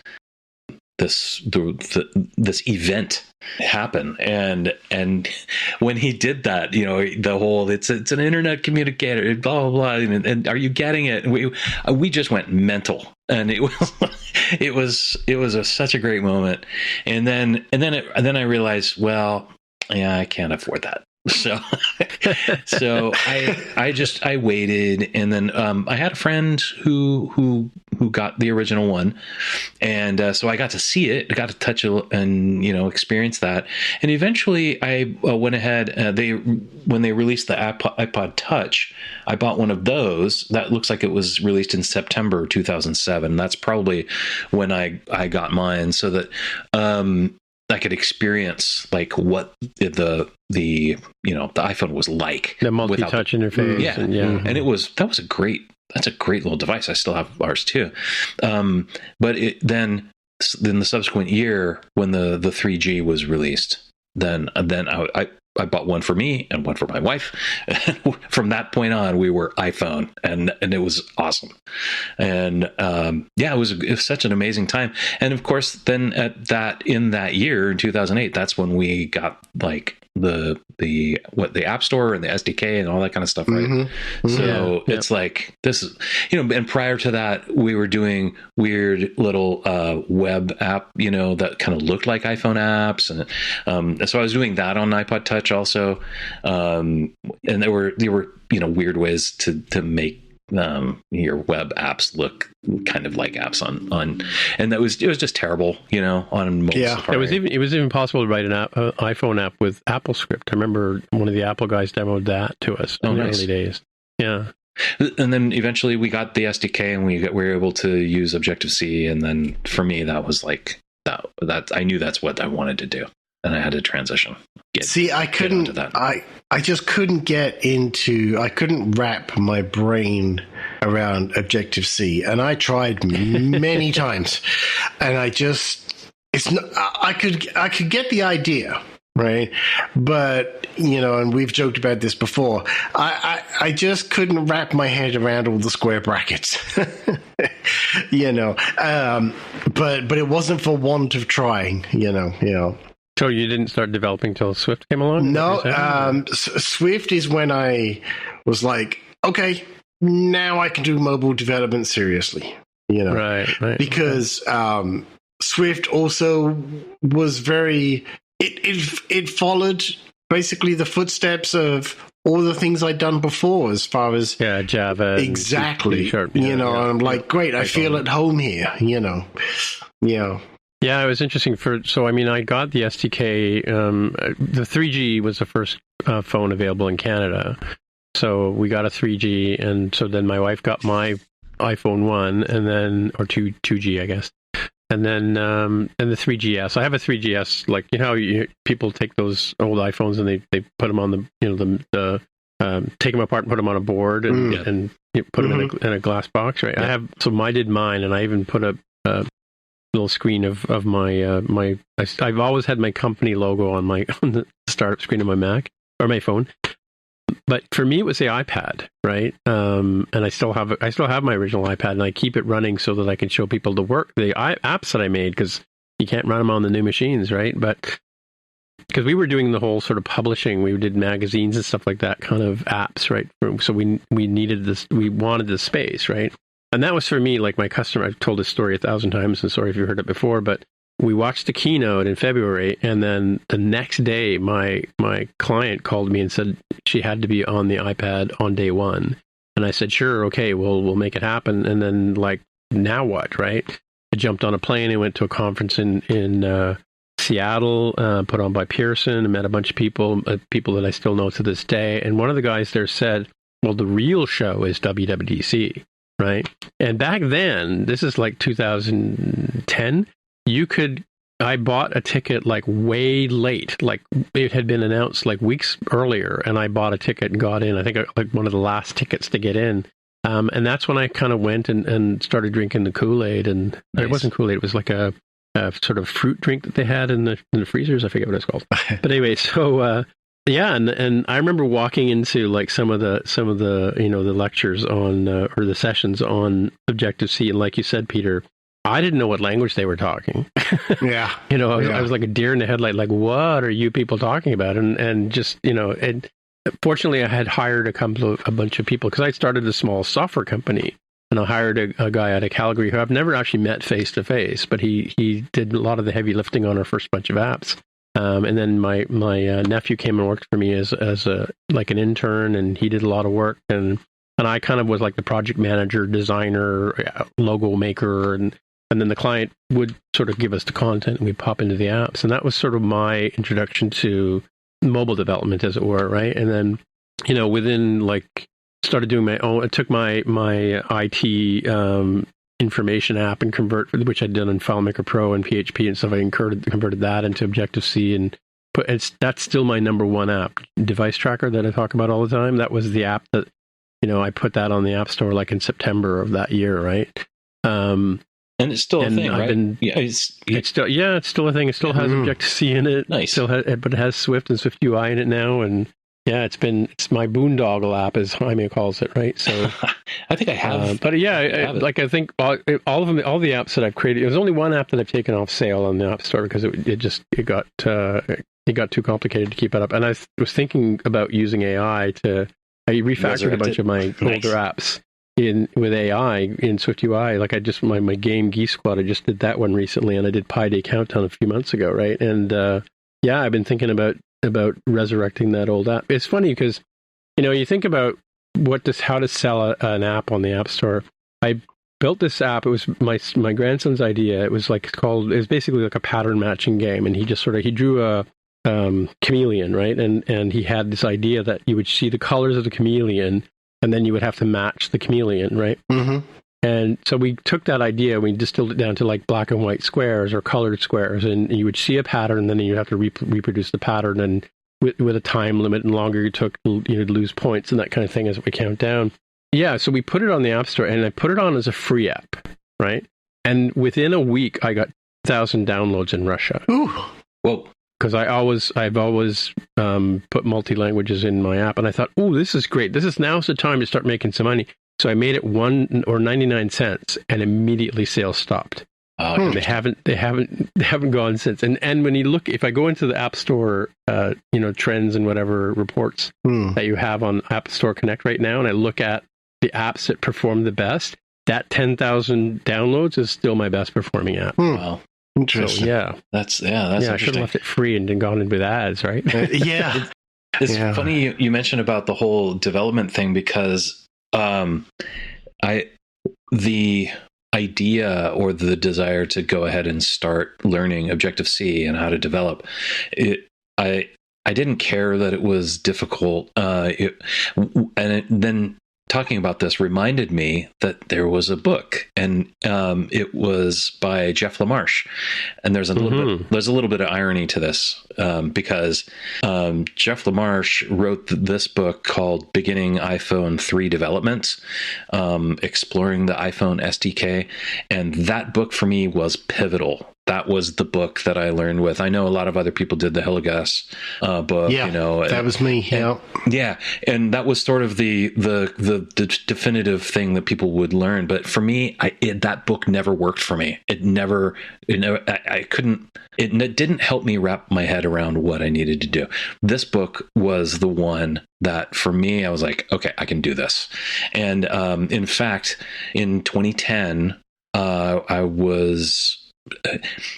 the startup that I worked for, it collapsed, and then I was working for FICO, and I did not enjoy working at FICO. I mean, the people were nice, but I just didn't enjoy the work.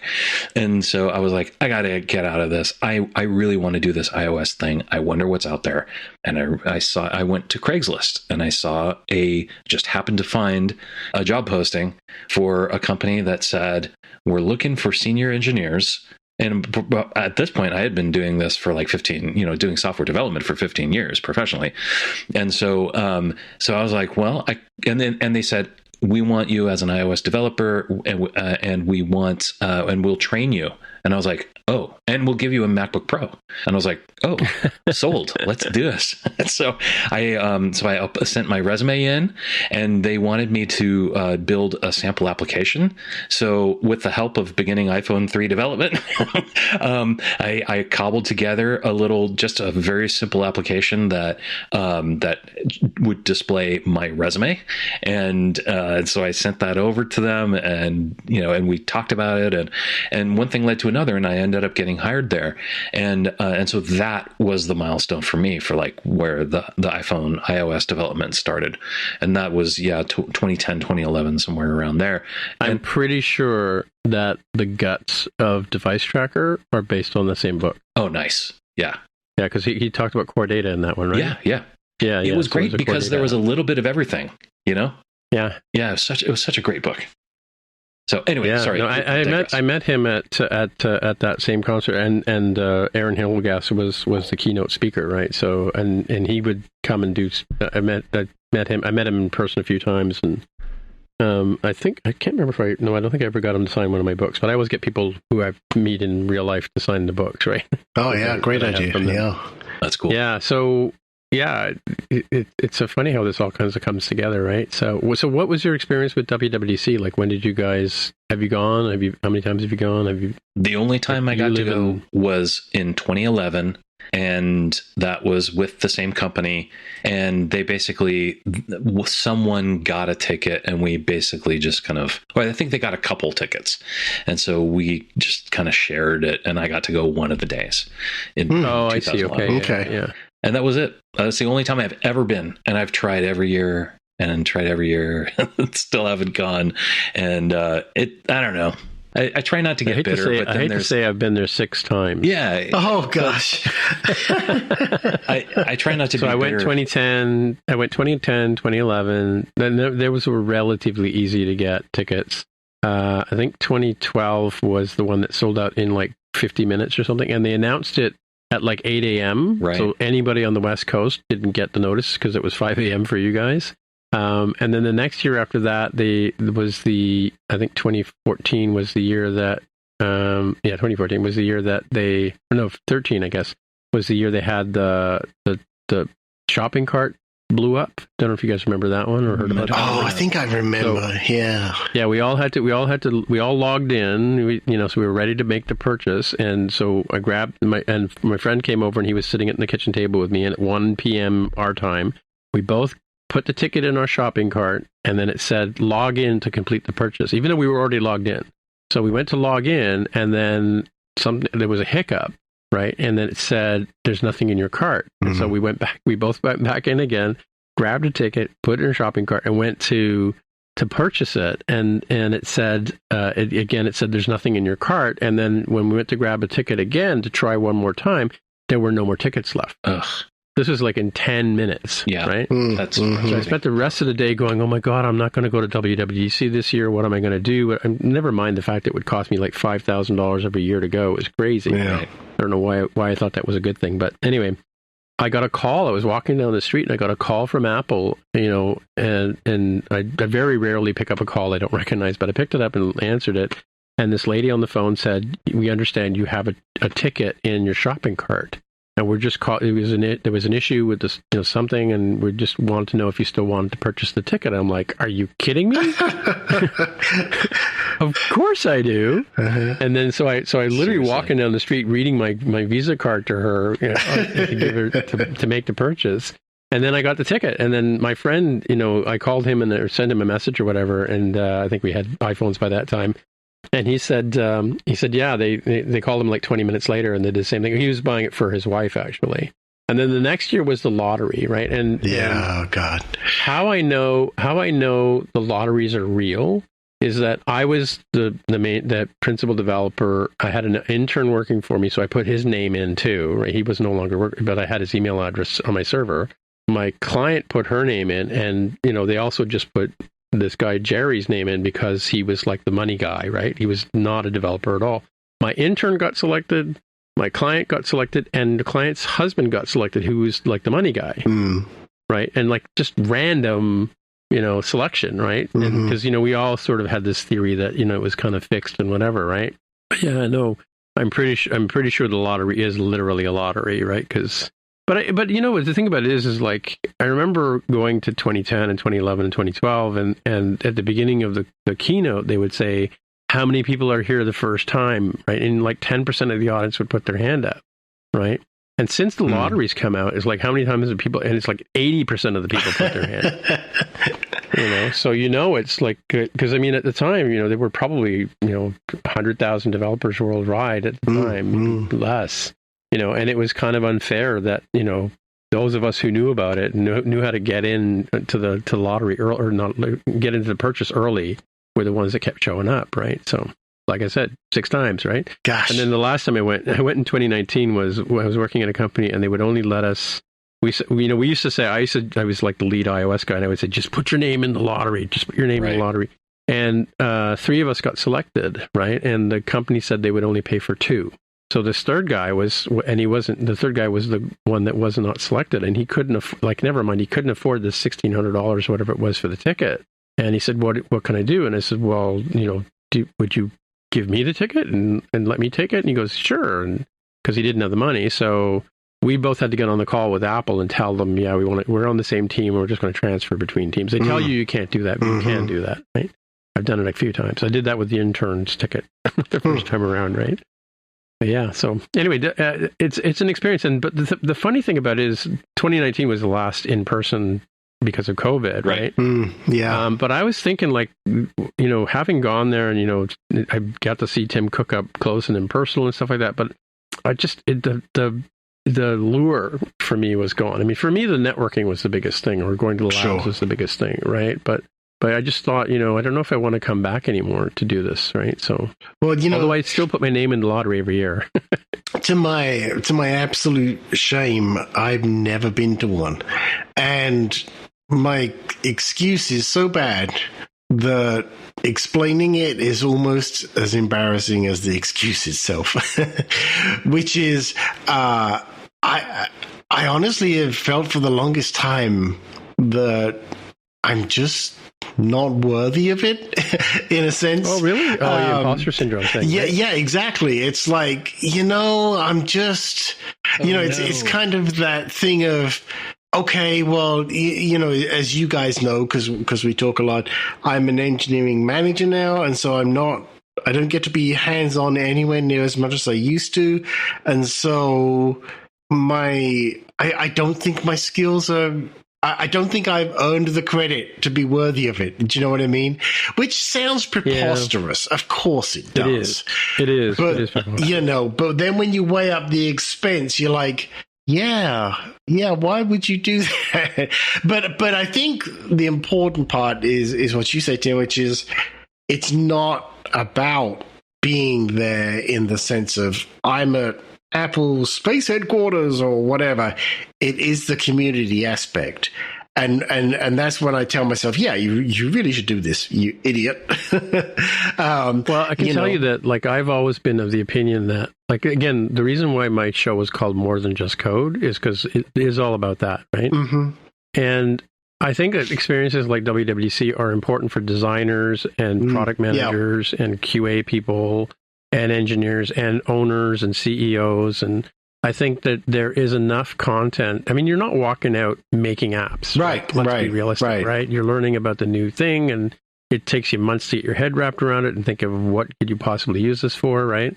But I mean, the design and design philosophies, the whole sort of, Apple ecosystem, the way they approach, how they explain things to people, the Steve Jobs keynote method, they talk about that in the book too, the sort of the magic behind Steve keynotes, right?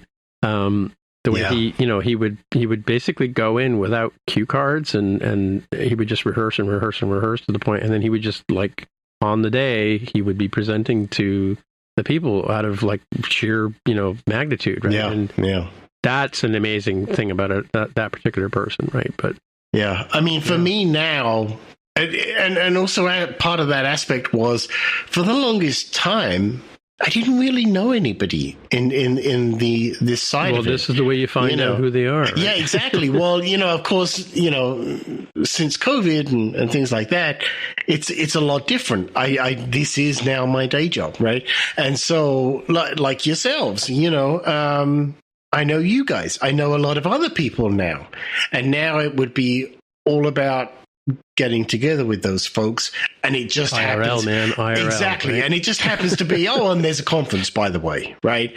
So it's entirely different now. But No, that's how I looked at it for the longest time. Was like, I wouldn't benefit enough from doing it because I wouldn't be able to utilize what I learned. But it's changed since then. Yeah. So Evan was talking earlier about being in Cupertino, and I used to make a point every year, or every time I was down in California, to take my iPhone and my iPad to the Infinite Loop parking lot to show them where they came from. Oh, yes, I like that. I like that idea. Yeah. But and the other thing is, during COVID, I did have the opportunity to work for Apple for about 15 months, and my office address was Apple Park. Nice. But because of COVID, I never actually physically went to Apple Park. I never got an actual badge. Yeah, right? Yeah. So the reason I keep putting my name in the hat because I've never actually. When I was in 2019, it was still a construction site. Right? Mm-hmm. Or no, 2017. When I was there in 2017, it was still a construction site. And 2019, where was Apple Park there? That was no. Pretty much. Yeah, it was at the McHenry Center was where the conference was. But so you could go to Apple Park and drive by it. But in downtown. So I've never actually been in the actual space, and I think the keynote happens, just inside Cafe Max or outside Cafe Max, right? Like people get to go into the loop. Yeah, I was going to say it's just that thing of like it's cooling you, and one day you have to visit it. I did get when our bank was invited down to Apple to work on the fictitious, I'm doing air quotes, enterprise design lab, and we got a tour of Infinite Loop. Right, this is 2017, so we actually got to go in and go to the cafeteria and order food and wander around. And they told us, Steve Jobs' office is upstairs, but nobody can go in there because there's still stuff on the whiteboard that they're still working on. Right. So. Yeah, apparently his office is still at Infinite Loop. I don't know if it still is. I'm sure it is. It's just untouched. It's kind of the way he left it, sort of thing, right? I'd like to believe that is how it is, wouldn't you? Yeah, no, I'm sure. That's totally. What the story. That's what they told us at the time. So mind you got to take everything Apple says with a nicely worded. Oh yeah, but I want that to be true. I do too. I totally think there should be like a velvet rope, and it should be exactly just walk by and look in if you can, right? So here it is my turn to talk about what Apple means to me. It's pretty much everything. It's probably the most integrated technology company in my entire life and career. Started out as an artist using Macs, worked my way through becoming a consultant, helping people with setting up and creating solutions using Apple technologies. I was an Apple reseller for a period of time. I was also a member of the Apple Consultant Network. I was able to literally put the Apple logo on my business card. I've worked with just about every Mac technology from the Mac 2 CX. I've touched and worked with just about every model, been able to do that because of my consulting work and personally work. I was one of the first people in Canada to get my hands on an iPhone before they were officially launched here. For a while there, I owned just about every model of iPhone that there was, and I also did the same thing with the iPads. I was huge into the iPads because it was very much more of a creative tool, which is where I came from. I've moved on to the Vision Pro as sort of my daily use device, as well as any Mac. It was a great joy to be able to put Apple Evangelist on my credit, as I worked for Apple for a short period of time, 15 months during COVID 2020. If I had a tattoo, it would have to be Apple related because it would be the only thing that would make sense. But definitely, I'm serious about putting on my tombstone that, in terms of a sign of what life was like during my time between my birth year and my death year, to at the bottom of my tombstone to put "looking for laser writer."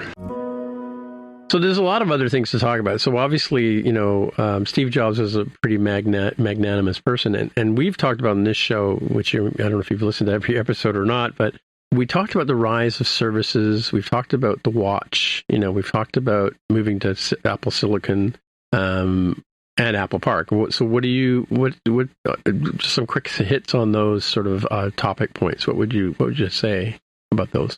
How about the rise of services? iCloud and Apple Music. And Apple it's One funny. It's services are one of those things. Like, I feel like I'm kind of at a loss as to what to say, other than the fact that they're super important now. For sure. We kind of forget about that. That a lot of the infrastructure that our systems are running on, especially, like you mentioned, iCloud, right? I mean, who doesn't have an iCloud account now? I mean, and everything, and Apple TV, and it's the services side of things is really important, and obviously for them, it's a growing and continuing to grow kind of part of their revenue stream as well. So obviously it's important to Apple as well. I think, for me, and I say this, I know it's going to sound sort of like an Apple fanboy, and I really don't mean that, because as you guys know, I'm very critical about a lot of things with Apple, but I think you have to stop and admire Apple's ability to figure out this circular pattern. The services need the hardware needs the services. They all sell each other, right? And they all work with each other, and they have very artfully nailed that loop in the, to coin the phrase, it just works. And yes, there were a lot of very rough years, hello mobile me, right? But nowadays they just work and you don't notice them. And I think personally that is one of the huge success stories with Apple, is the things you don't notice because it just does it, right? And services are a key part of that.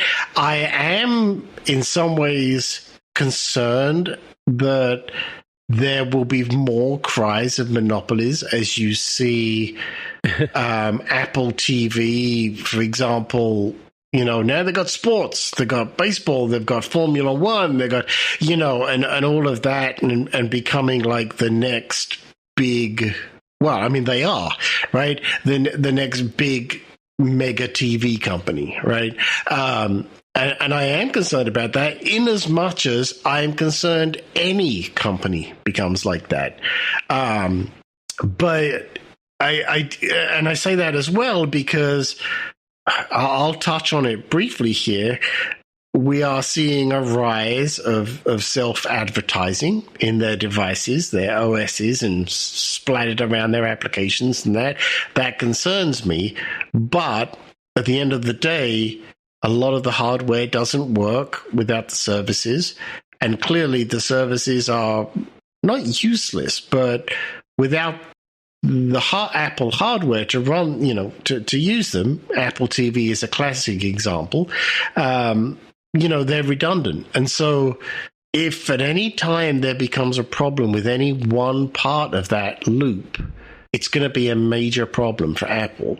I'm not saying we're there, but I could just see that being a problem.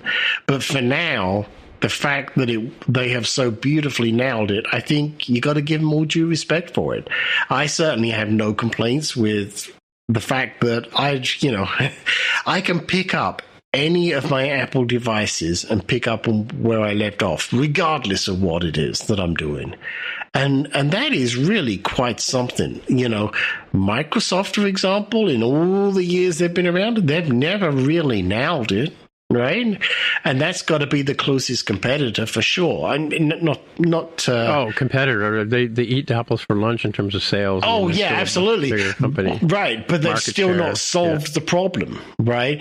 In that side, it's a case of people endure the problem, Yeah, I mean, so there's a concept that David Pogue talks about in the book called the whole widget, which is an idea that Steve Jobs had. I mean, at the end of the day, Apple's a hardware company, right? And the fact that this amazing operating system and this amazing interfaces and things that they put together for us, it's still, that I think they needed to have things like that. Like the one point he makes about it, we talk about TV and broadcasting and stuff like that on Spotcast all the time. And the one thing I picked up from the book was where he talked about how Apple uses the Apple TV platform is so that they don't have to deal with other companies building. They don't have to get into bidding wars over shows, right? They control the shows, which again is controlling the whole widget, right? Yeah. So they produce the shows, and they have the rights to show them and stuff like that. So like, because you see stuff come and go from Netflix and then it's on Paramount next week, and then a couple of months later it's on years or whatever, not months, but then it shows up on Prime, right? So and my bone to pick with Paramount, who I think has beat up Netflix to the point where they're going to buy Warner Films, right, and all the stuff that Warner owns, is like my one pet peeve with Paramount initially started out because they removed all the 3D assets from the Vision Pro, right? So if you had movies that run on, like I had all the Star Trek movies, the J.J. Abrams ones, they were all available in 3D on my Vision Pro, and now they're no longer available. And so they're out there ruining the experience for people. Right? Yeah. It's kind of heartless, and so that's what I worry about. I've always looked at the argument of whether Apple's a walled garden or a safe space, right? For me, it's always been a safe space, right? Yeah, for sure. I'm using the wrong analogy, but because he does use a different term in the book. But yeah, I mean, I like to say, one thing about Apple with technology, I always say they lead from behind. Yep. They let other people fall on their faces, and then they come back in, and then they they wait until they won't release something until it's just right, is what they say, their philosophy, right? And I think, to be honest with you, I think Apple's protecting us from ourselves a lot of times with the way they lock things down, right? Because think of all the fraud and scams and spam and bloatware that you see on Windows, right? You can't get I've literally installed Windows on computers and within 30 seconds had viruses. Like it's ludicrous. I want an automatic car, and I'm going to wear my seatbelt when I drive, kind of thing, right? Yeah. And I think that is an important point, that we, a lot of folks, hey, I'm one of them, we have our times where we criticize Apple for, hey, don't tell me how to do this, right? But then how many times have we come back and realized, I'm so glad you did that? Or, that feature that we all say we need, and then we get it and we realize, oh, you were right. I didn't really need that after all. I just thought I did.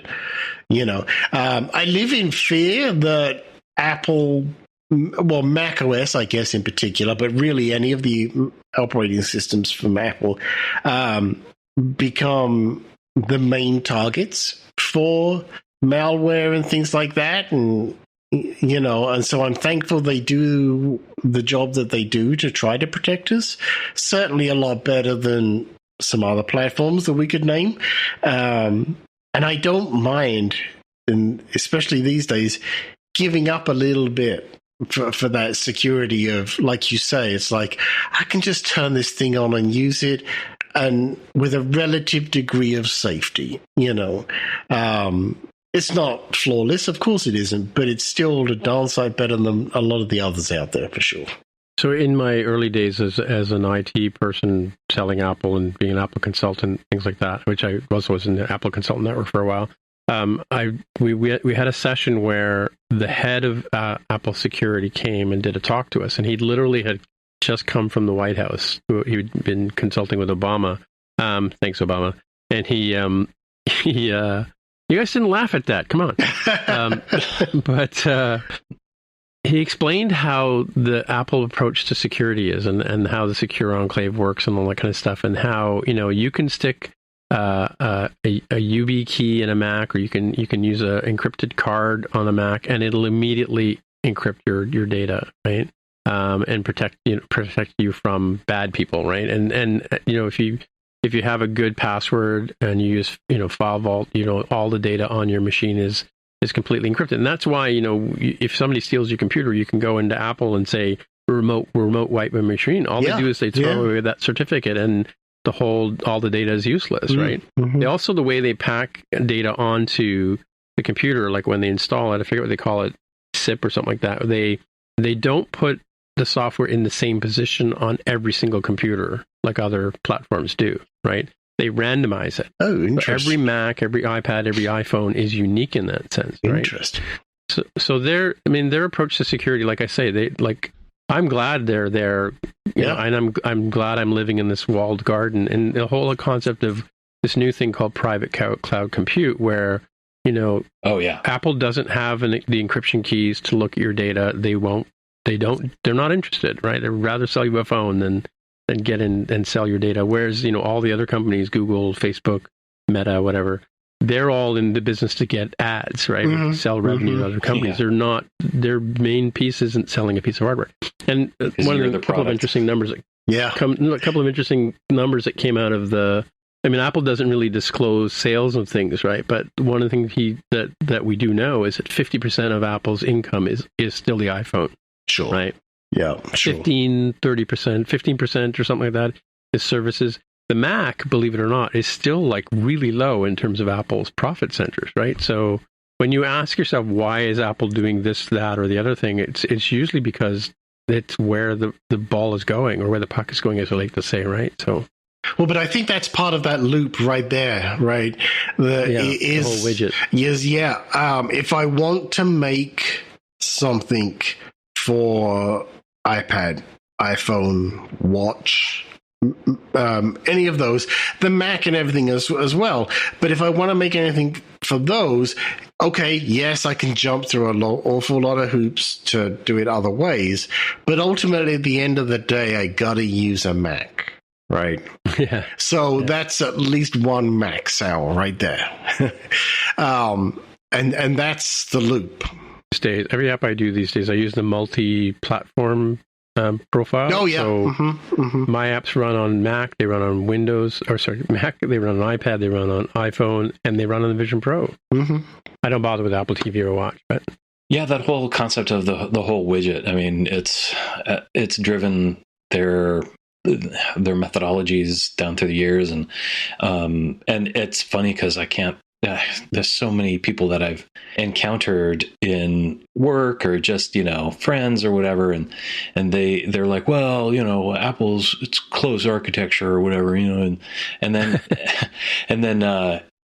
but then I come back to this whole thing about the whole widgets, like, yeah, and like, yeah, that's what makes it amazing, right? And always has, and so it's magical, Yeah, totally. Yeah, all down through the years, and it doesn't matter which like flavor of Apple, it's always been amazing. Even when Steve wasn't there, they still did some pretty cool stuff. I mean, we're talking about the Newton, like that's another thing. So you know that. So anyway, yeah, I hope they continue on that same mentality. It seems to be core to their values. So. So I never mind defending Apple in that regard. One of their marketing pitches, and I learned this when I was there, and I also got told about it when I published an article I shouldn't have published. But I mean, it's basically 50 years of surprise and delight. That's what they want. They want that experience for everybody. Even the way you open a box. I mean, Apple's changed the way that manufacturers make boxes now, right? Yeah. So that is a big deal. Right? I mean, we'll get excited when we get new tech, you know, but if nobody's ever done it, and I'm sure I know the three of us have, when you get whatever it is, an Apple device, take time to appreciate as you're unpacking it the genius behind how it's packaged, because it really is very clever. You know, if you ever stop and look at it, yeah. Well, even the way the Vision Pro, like the fact that all the boxes are completely paper now, they've gotten rid of all the foam and whatever. I feel good because I just bought an electric car, so I'm green. There you go. But I mean, I did an unboxing video for the M5 when I got it. And the box itself is huge, and you think about it, and it's just got this little molded paper shape, like sort of a weird shape that the Vision Pro sits in. It fits in it perfectly, and there's one, and it's kind of sandwiched between the top and the bottom of the box. And you know, like if you look at the new cables that are all braided, you know, those are because they've got rid of the polyethylene or polyvinyl chloride, whatever the plastic wrapping that used to break all the time. They got rid of that because it's environmentally unfriendly, like because plastic doesn't ever go away. It just breaks down into a million bits, and David Pogue talks about this in the book too. That ends up in your lungs and your brain and stuff, right? Because it never goes away. But that's why Apple's moving to paper cords in their bags and stuff like that, right? So, and that we can sort of wax lyrical a bit about it, but that when you think about this whole protective package that actually does protect, is just made out of card, it speaks to an appreciation of things like origami, right? And well, how do we actually make this work with a piece of cardboard, right? And other manufacturers would be like, we'll just stick it in a box and put foam around it or whatever. But to actually sit and have an appreciation for beautiful packaging as well is, like you say, it speaks to the core value of we want to make beautiful things. Well, I mean, the Vision Pro box, looking at, it's not a 50-cent cardboard. It's probably a couple of $100 to make one of those boxes. Like, they're not, I mean, they're not really mass marketed because there aren't that many Vision Pros out there, and that's because of the limitation of the screens, right? Sure. I mean, he talks about the fact that Apple, Pogue talks about the fact that Apple only sold 400,000 Vision Pros in the first year. Well, they could only make that many screens. The supplier couldn't produce like umpteen million of them, right? So, but I mean, like the effort that went into the design of the thing. I love it. I use mine every day, right? So, and I work on it. I use it as my big monitor and things like that. But I mean, the effort and the work that went into it. I mean, I heard somebody telling me that when they first saw the Vision Pro, it wasn't as it is now. It was literally a half a room and a bunch of cables, and then a display you had to put your face up against, as opposed to something you wore on your head to kind of get the whole Vision OS thing going, right? And invariably, like, the one thing I love about people in general, I'm being totally sarcastic here, is Apple will come out with some amazing tech like the Vision Pro, and without even trying it, people will say, "But I like why isn't it like a pair of glasses?" Yeah, yeah, because you can just do that, right? Yeah. Well, it's interesting too. In Pogue's book, he talks about the fact that AirPods. I don't own a pair of AirPods because they keep falling out of my ears, but there's a CPU in there, and there's a battery in there, and there's a logic board in there. Right, and there's touch controls, and there's speakers, and there's music. Like, it's amazing. Like that, and they little talk to tiny. Each other. Yeah, and they talk to your phone, and the first time. I mean, I've had quite a few pairs of headphones, of AirPods, but the first time I put a pair of AirPod Pros on, and the these are the over the ear ones. No, this is just the little ones. Yeah, and I turned my head and got the spatial audio to where the iPad was sitting, and I totally forgot that was a thing, and it worked so well that it caught me by surprise, and I just sat there basically doing a 360 in my chair for the next 10 minutes because I couldn't believe how clever this thing was. And it's stupid, but it was just so absolutely amazing, Yeah, well, it's like when you're watching a TV show or a movie on the Apple Vision Pro, and you open up this window and you believe it's like a big giant 6-foot screen, in that part of your room, and then you turn your head away, the audio comes from that virtual screen, right? Mm-hmm. And the other day I had an iPad sitting on my desk here, was charging, and the screen was facing me, and I was sitting on the other side of the room, like 12 feet away, right? And I had a window open on the Vision Pro, and it was blocking the view of the iPad. And I don't know, I just turned my head some way or whatever, and Apple cut through the window I was looking at to show me my iPad across the room. Wow, that's awesome. Yeah. See, it's the little things, It's and as we know as developers now, the little things that require the most amount of work, and yet other companies would be like, "Oh, let's just not bother." Yeah. Yeah.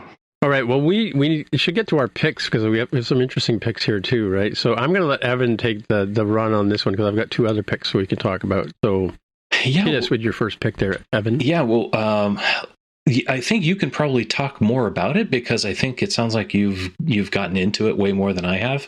Well, I had the audiobook, so I went all the way through 21 hours. I have the audiobook, so I'm going to. That's actually was my goal to start that. I'm in the middle of a different book, but I got the print version of the David Pogue Apple: The First 50 Years book, and it is so much fun to list, and it has color pictures. He makes a big deal of that in the the talk at the Computer History Museum, and he talks about the color photos that are in there, and it's fun to go through there. And there's the map, I think, that I mentioned earlier at the beginning of it, and it's just. I had gotten the digital version and also the audiobook, and when I saw the CHM presentation, I just thought I need to get the print one, because this is one of those things that I just would like to have I don't know, coffee table book kind of thing, or just to be able to thumb through. And so anyway, that's my pick for this time, and I'm sure you can probably fill in some of the gaps on that. And a lot of the stuff that we've been talking about tonight is kind of like right from that, correct? Yeah. I mean, a lot of the examples I used today too. It's interesting because it's been my pick on Spotcast for last couple of episodes. It was my pick last week on the last episode of More Than Just Code. I think it's definitely a must read for people, especially if you're on the Apple camp at all, right? So I highly recommend it. And even I'm only halfway through the Computer History Museum video that's on YouTube. I'll have a link for that too as well.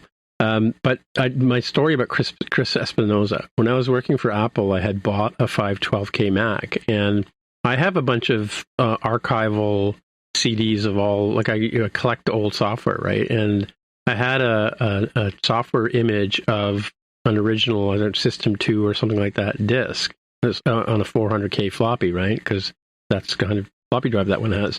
So I imaged the software onto it, and I put it on, and it came up with this weird. It was like one of the tours you used to have on Apple. I don't know if you remember those tours you used to do when you first opened your app and showed you how to use a mouse and stuff like that. Anyway, this was just like an interface with a bunch of buttons on it, right? And I posted it up on the Slack, and I said, does anybody know anything about this? And Chris Espinosa messaged me back saying, yeah, I wrote that. That's cool. Oh, nice. Or he worked on it or something, yeah. Anyway, that was my Chris Espinosa story. So yeah, my pick was obviously going to be the Apple First 50 Years, but Evan and I we did a rock paper scissors, and he won.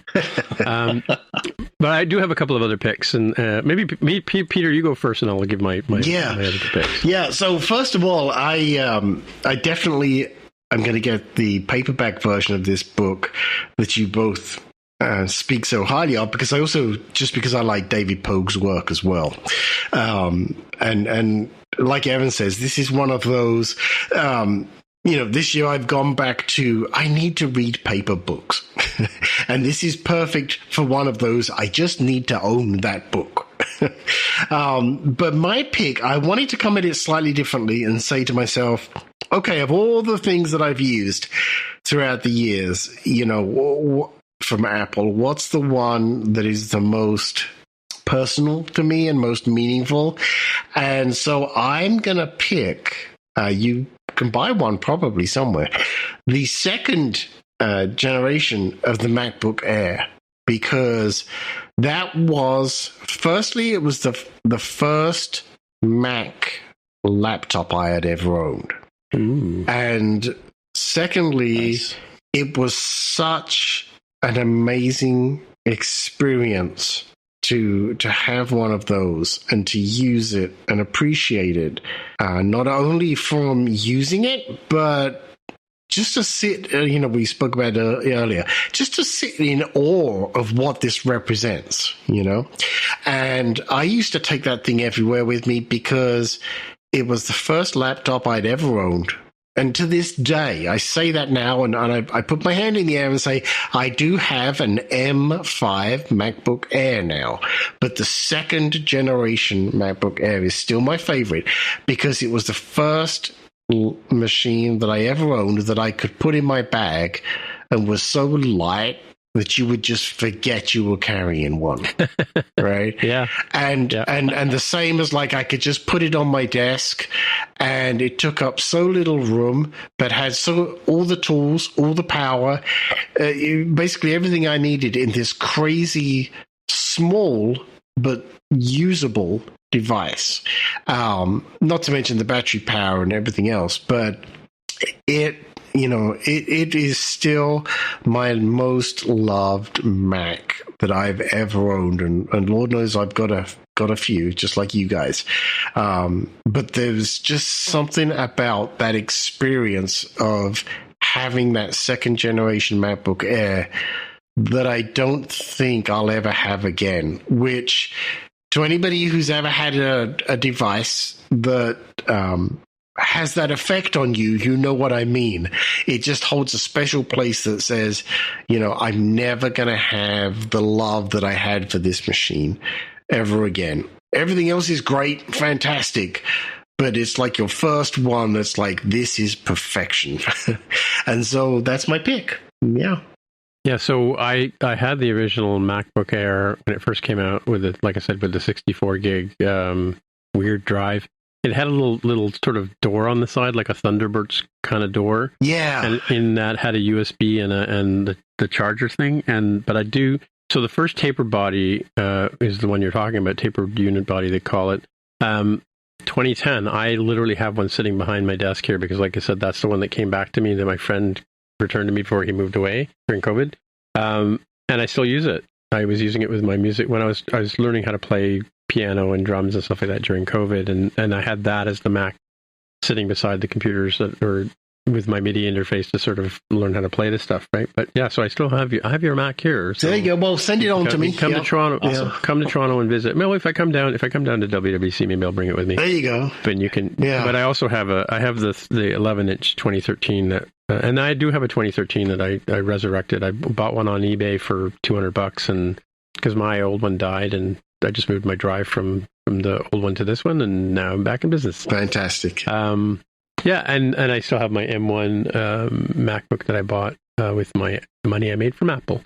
But so I got a couple of things that are one's related to WWDC. Let me do this one first. So I saw this site the other day. It's called WWDC 26 Apple Merchandise, and I love the idea of this because this is exactly what I want to see. One of the biggest problems about going to in-person events or like in Evan's kind of the closest one to it because he can hop over on a car, take a 6-hour drive, and go to the Apple store at beside the what do you call it, beside the developer center, the visitor center there, yeah, visitor center, yeah, and they've got a nice Apple store there where you can buy merch that's only available at the store. I want to get one of the 50. I'm hoping to do the T-shirt with the 50, the apple with the scribble, the multicolor scribble that's in the artwork that they have on their website.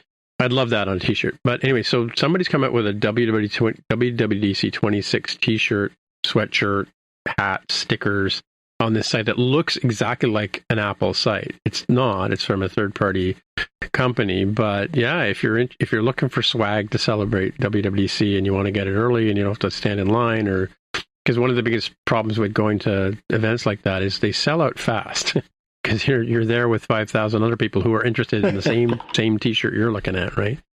So yeah, check out this site. I'll have a link in the show notes for the Apple merchandise site, but it's not really Apple. And the second thing is Swiftly. What's his name? Antoine Vanderlee. Vanderlee, yeah. Vanderlee. He did a talk at Let's Vision, which is I went to Let's Vision in 2024. That was the first Vision OS conference in I want to say Beijing. It was a great conference to go to, and it was very strange being in China, to be honest with you. And then but anyway, so they just had their third iteration of it, I guess, and a lot of the focus was on AI. So he did a talk on using AI in coding and vibe coding and that kind of stuff. But the thing that he posted up here was something that I thought was really kind of cool, was about Xcode build optimization agent skill that you can put into your thing. And he claims that this makes your build times much faster. And I actually read an article the other day, and I just let me look at my Xcode here because I did turn it on one of my one of my apps to see if it made a difference on the build time. And it's a caching thing that we just got in Xcode 26. Let me see if I turned it on this particular project. You go into your build settings. This is my sort of on the cuff pick, which I didn't really put in here, but you go to build settings. Yeah. And there's a thing called, I think it's called enable. It says here, enable compilation caching. And I set it to yes. It's normally by default, it's no. And what that does is apparently speeds up the build. First build is going to be a little slow, and the next ones are going to be, if it can be faster, it'll skip over some stuff that doesn't have to rebuild again with subsequent builds. So that's a couple of things here. So I'll have a link to the Xcode build optimization agent skill that you can put into your AI projects. And those are my 3 picks. That's an interesting one. I'm just looking at this now. Yeah. Ooh, I might have to play with this one. Yeah. Yeah, I got to find that link that I think I saw it on Bluesky. I don't know if you guys heard of Bluesky.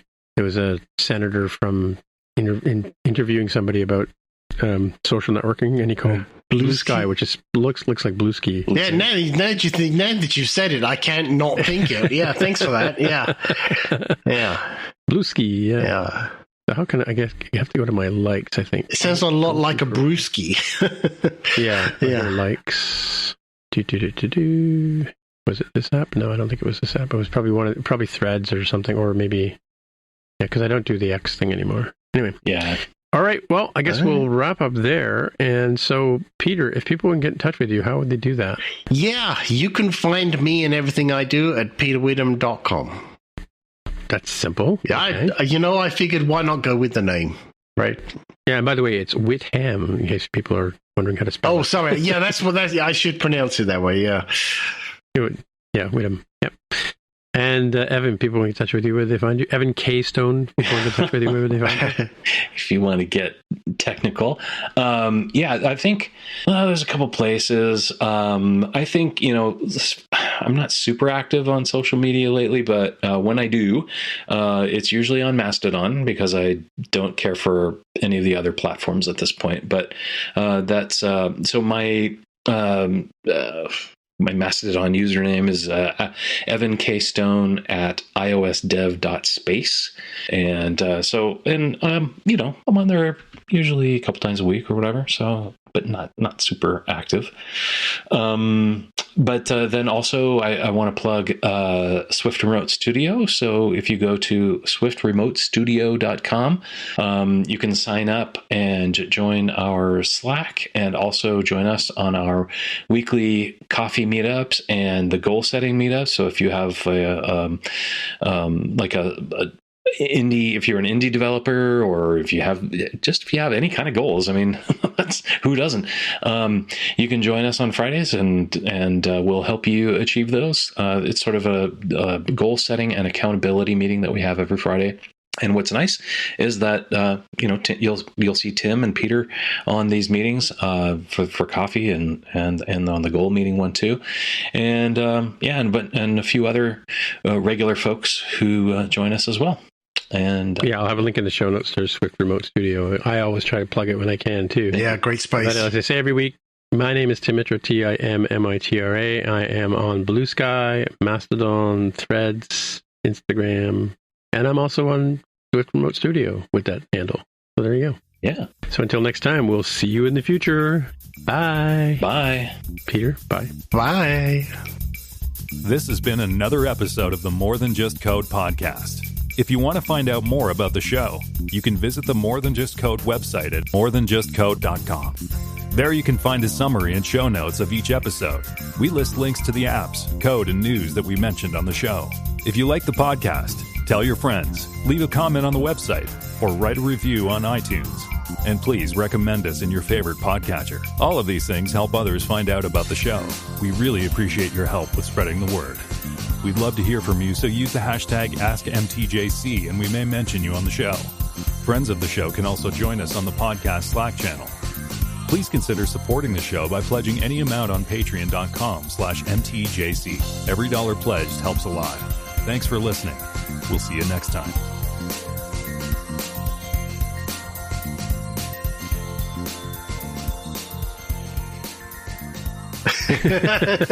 Fix it in the mix. Yeah, I will. I'll fix it in post. I wanted to get, like, I'm going to get him to splice something somewhere. Yeah, I'm going to bring some of the conversation from before we started recording into the after show. Okay. Oh, nice. Okay.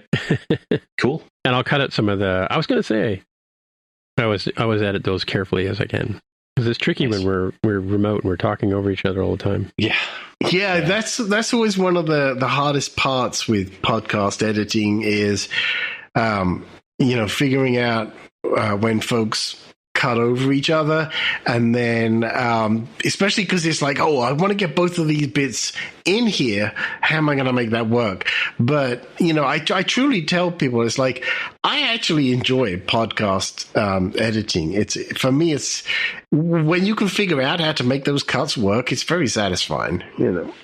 Yeah. I cut out my a lot of yeah. Oh, I have my automated filter. Yeah. Do you? Oh, okay. I'm like, take out the ums. I'm actually, I use Descript to give the initial pass. Yeah, that's and it is really good at splicing out all of ums, ahs, basically everything I say. Yeah. I'm conflicted about that. That's the AI assisted one, right? It is. That's great. Yeah. Plus, if you've done a good recording, like when I'm doing some of my solo PW podcast ones, I can just edit the text transcription, and it'll edit the audio, and it's good enough. Yeah, it's great. Yeah, I use Final Cut or Logic, so I edit my podcast in Logic. Well, So what's the cost of Descript? The guy sent me a link when you first came out. Yeah, I think it's $150 a year. I think. Now, I will say though, when I got my M5 Mac, they gave me 3 months of Apple Creatives. What the hell is it called? Apple Studio, whatever it is, and so. In Logic Pro to see if it's viable to do it in that instead. So I am exploring that option. Well, ask me. I've got lots of tricks on. I learned some stuff from Joe Chipolinsky and I can edit podcast. I mean, I used to spend 6-8 hours editing a show. Yeah. Now I've got it down to a science. I do a lot of it by sight because I can see the. Oh yeah. When I say right. Yep. You know what that looks like now. Yeah, so because I used to use Logic Express, but I stopped doing that when they stopped making it, unfortunately. So who makes that? No, that was Apple, wasn't it? They had Logic Pro and Logic Express, and so I have throughout the years forgotten everything. So I wanted to go back and like, okay, let's see if we can do this, because I love the other tools, and I own most of the studio stuff, but I really would like to be able to do it with Logic and that, and just stay in the family.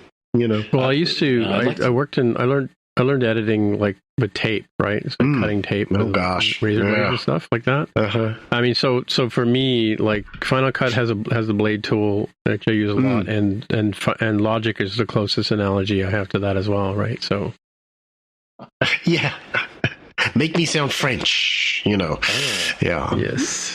Welcome to the Modern Just Code podcast. Welcome to the Bienvenue au Modern Just Code podcast. Formidable. That's about the extent of my high school French. Yeah, I've completely forgotten my French. I was terrible at it when I was at school, and I remember even less now, which is probably why the French hate me, but, what can you do? So my problem with French is I lived in Montreal, right? So when I was young. So in grade 2 and grade 3, I think we started learning French, right? So we learned about the family Leduc and their dog Pitou, and we learned all the sort of basic stuff. And then I went to a private school. I moved to Ontario, and I went to a private school. I got a scholarship, and I went in there, and we started learning French and Latin. But it was the same curriculum I learned in grade 2 and grade 3, right? And then I went to high school in Toronto, and I did grade 9, grade 10 French was the same curriculum that I did in 7 and 8 and in 2 and 3. And by the time I got to grade 11, which was like the new stuff, I'm like, I can't do French anymore. Well, I think I mentioned before, in England, I don't know how it is now, but when I was at school, they literally forced you to learn a foreign language. You didn't have a choice, and it was French, unless you sucked at French. And if they decided you were really terrible at French, they would make you learn German? It was either German or Spanish. I can't remember. Oh, Spanish. And if you were terrible at that one, they'd make you learn the other one. And so I guess I wasn't that bad because I stayed with French. But yeah. Well, don't you have to go to Spain for vacation? Oh, yeah. No, the perk was that they would also send you on vacations to these places.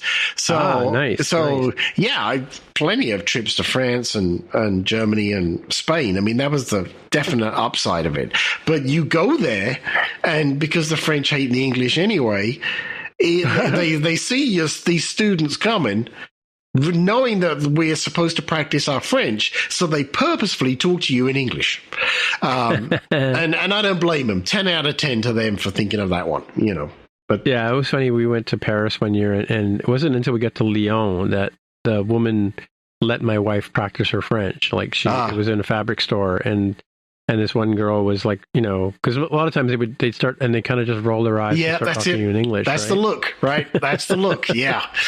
Yeah. You stupid English people, you English pig dogs. Suddenly there I am. I boil my farts at you. Exactly. I'm at the top of a castle staring down. Yes. You and your English pig dogs. We don't want to come on the Holy Grail. I've already got one. It's very nice. It's very nice, yes. Oh, God. Exactly. Love it. Love it. Yeah. Oh, no. Welcome to the Monty Python podcast. Yes, this is the Monty Python. More than Monty Python. It's a spin-off. Yeah. Yeah. Oh, my God. I'm going to have to... All right, folks. I know it's late for me. It's probably getting late for you guys. Yeah, It's 8 o'clock, I think, right? This has been... late for me, but I got to go. I mean... It's been a really great conversation. I suspected this would run long because that's a lot, you know, it's like, boy, we got a lot to cover, but this has been great, guys. We've been at Appreciate this for 3 hours, so yeah. I hit record 3 hours ago, so. Yep. Yeah. Yeah. Oh, wait, hit record. Yeah, no, just kidding. Yeah. Oops. You're so funny.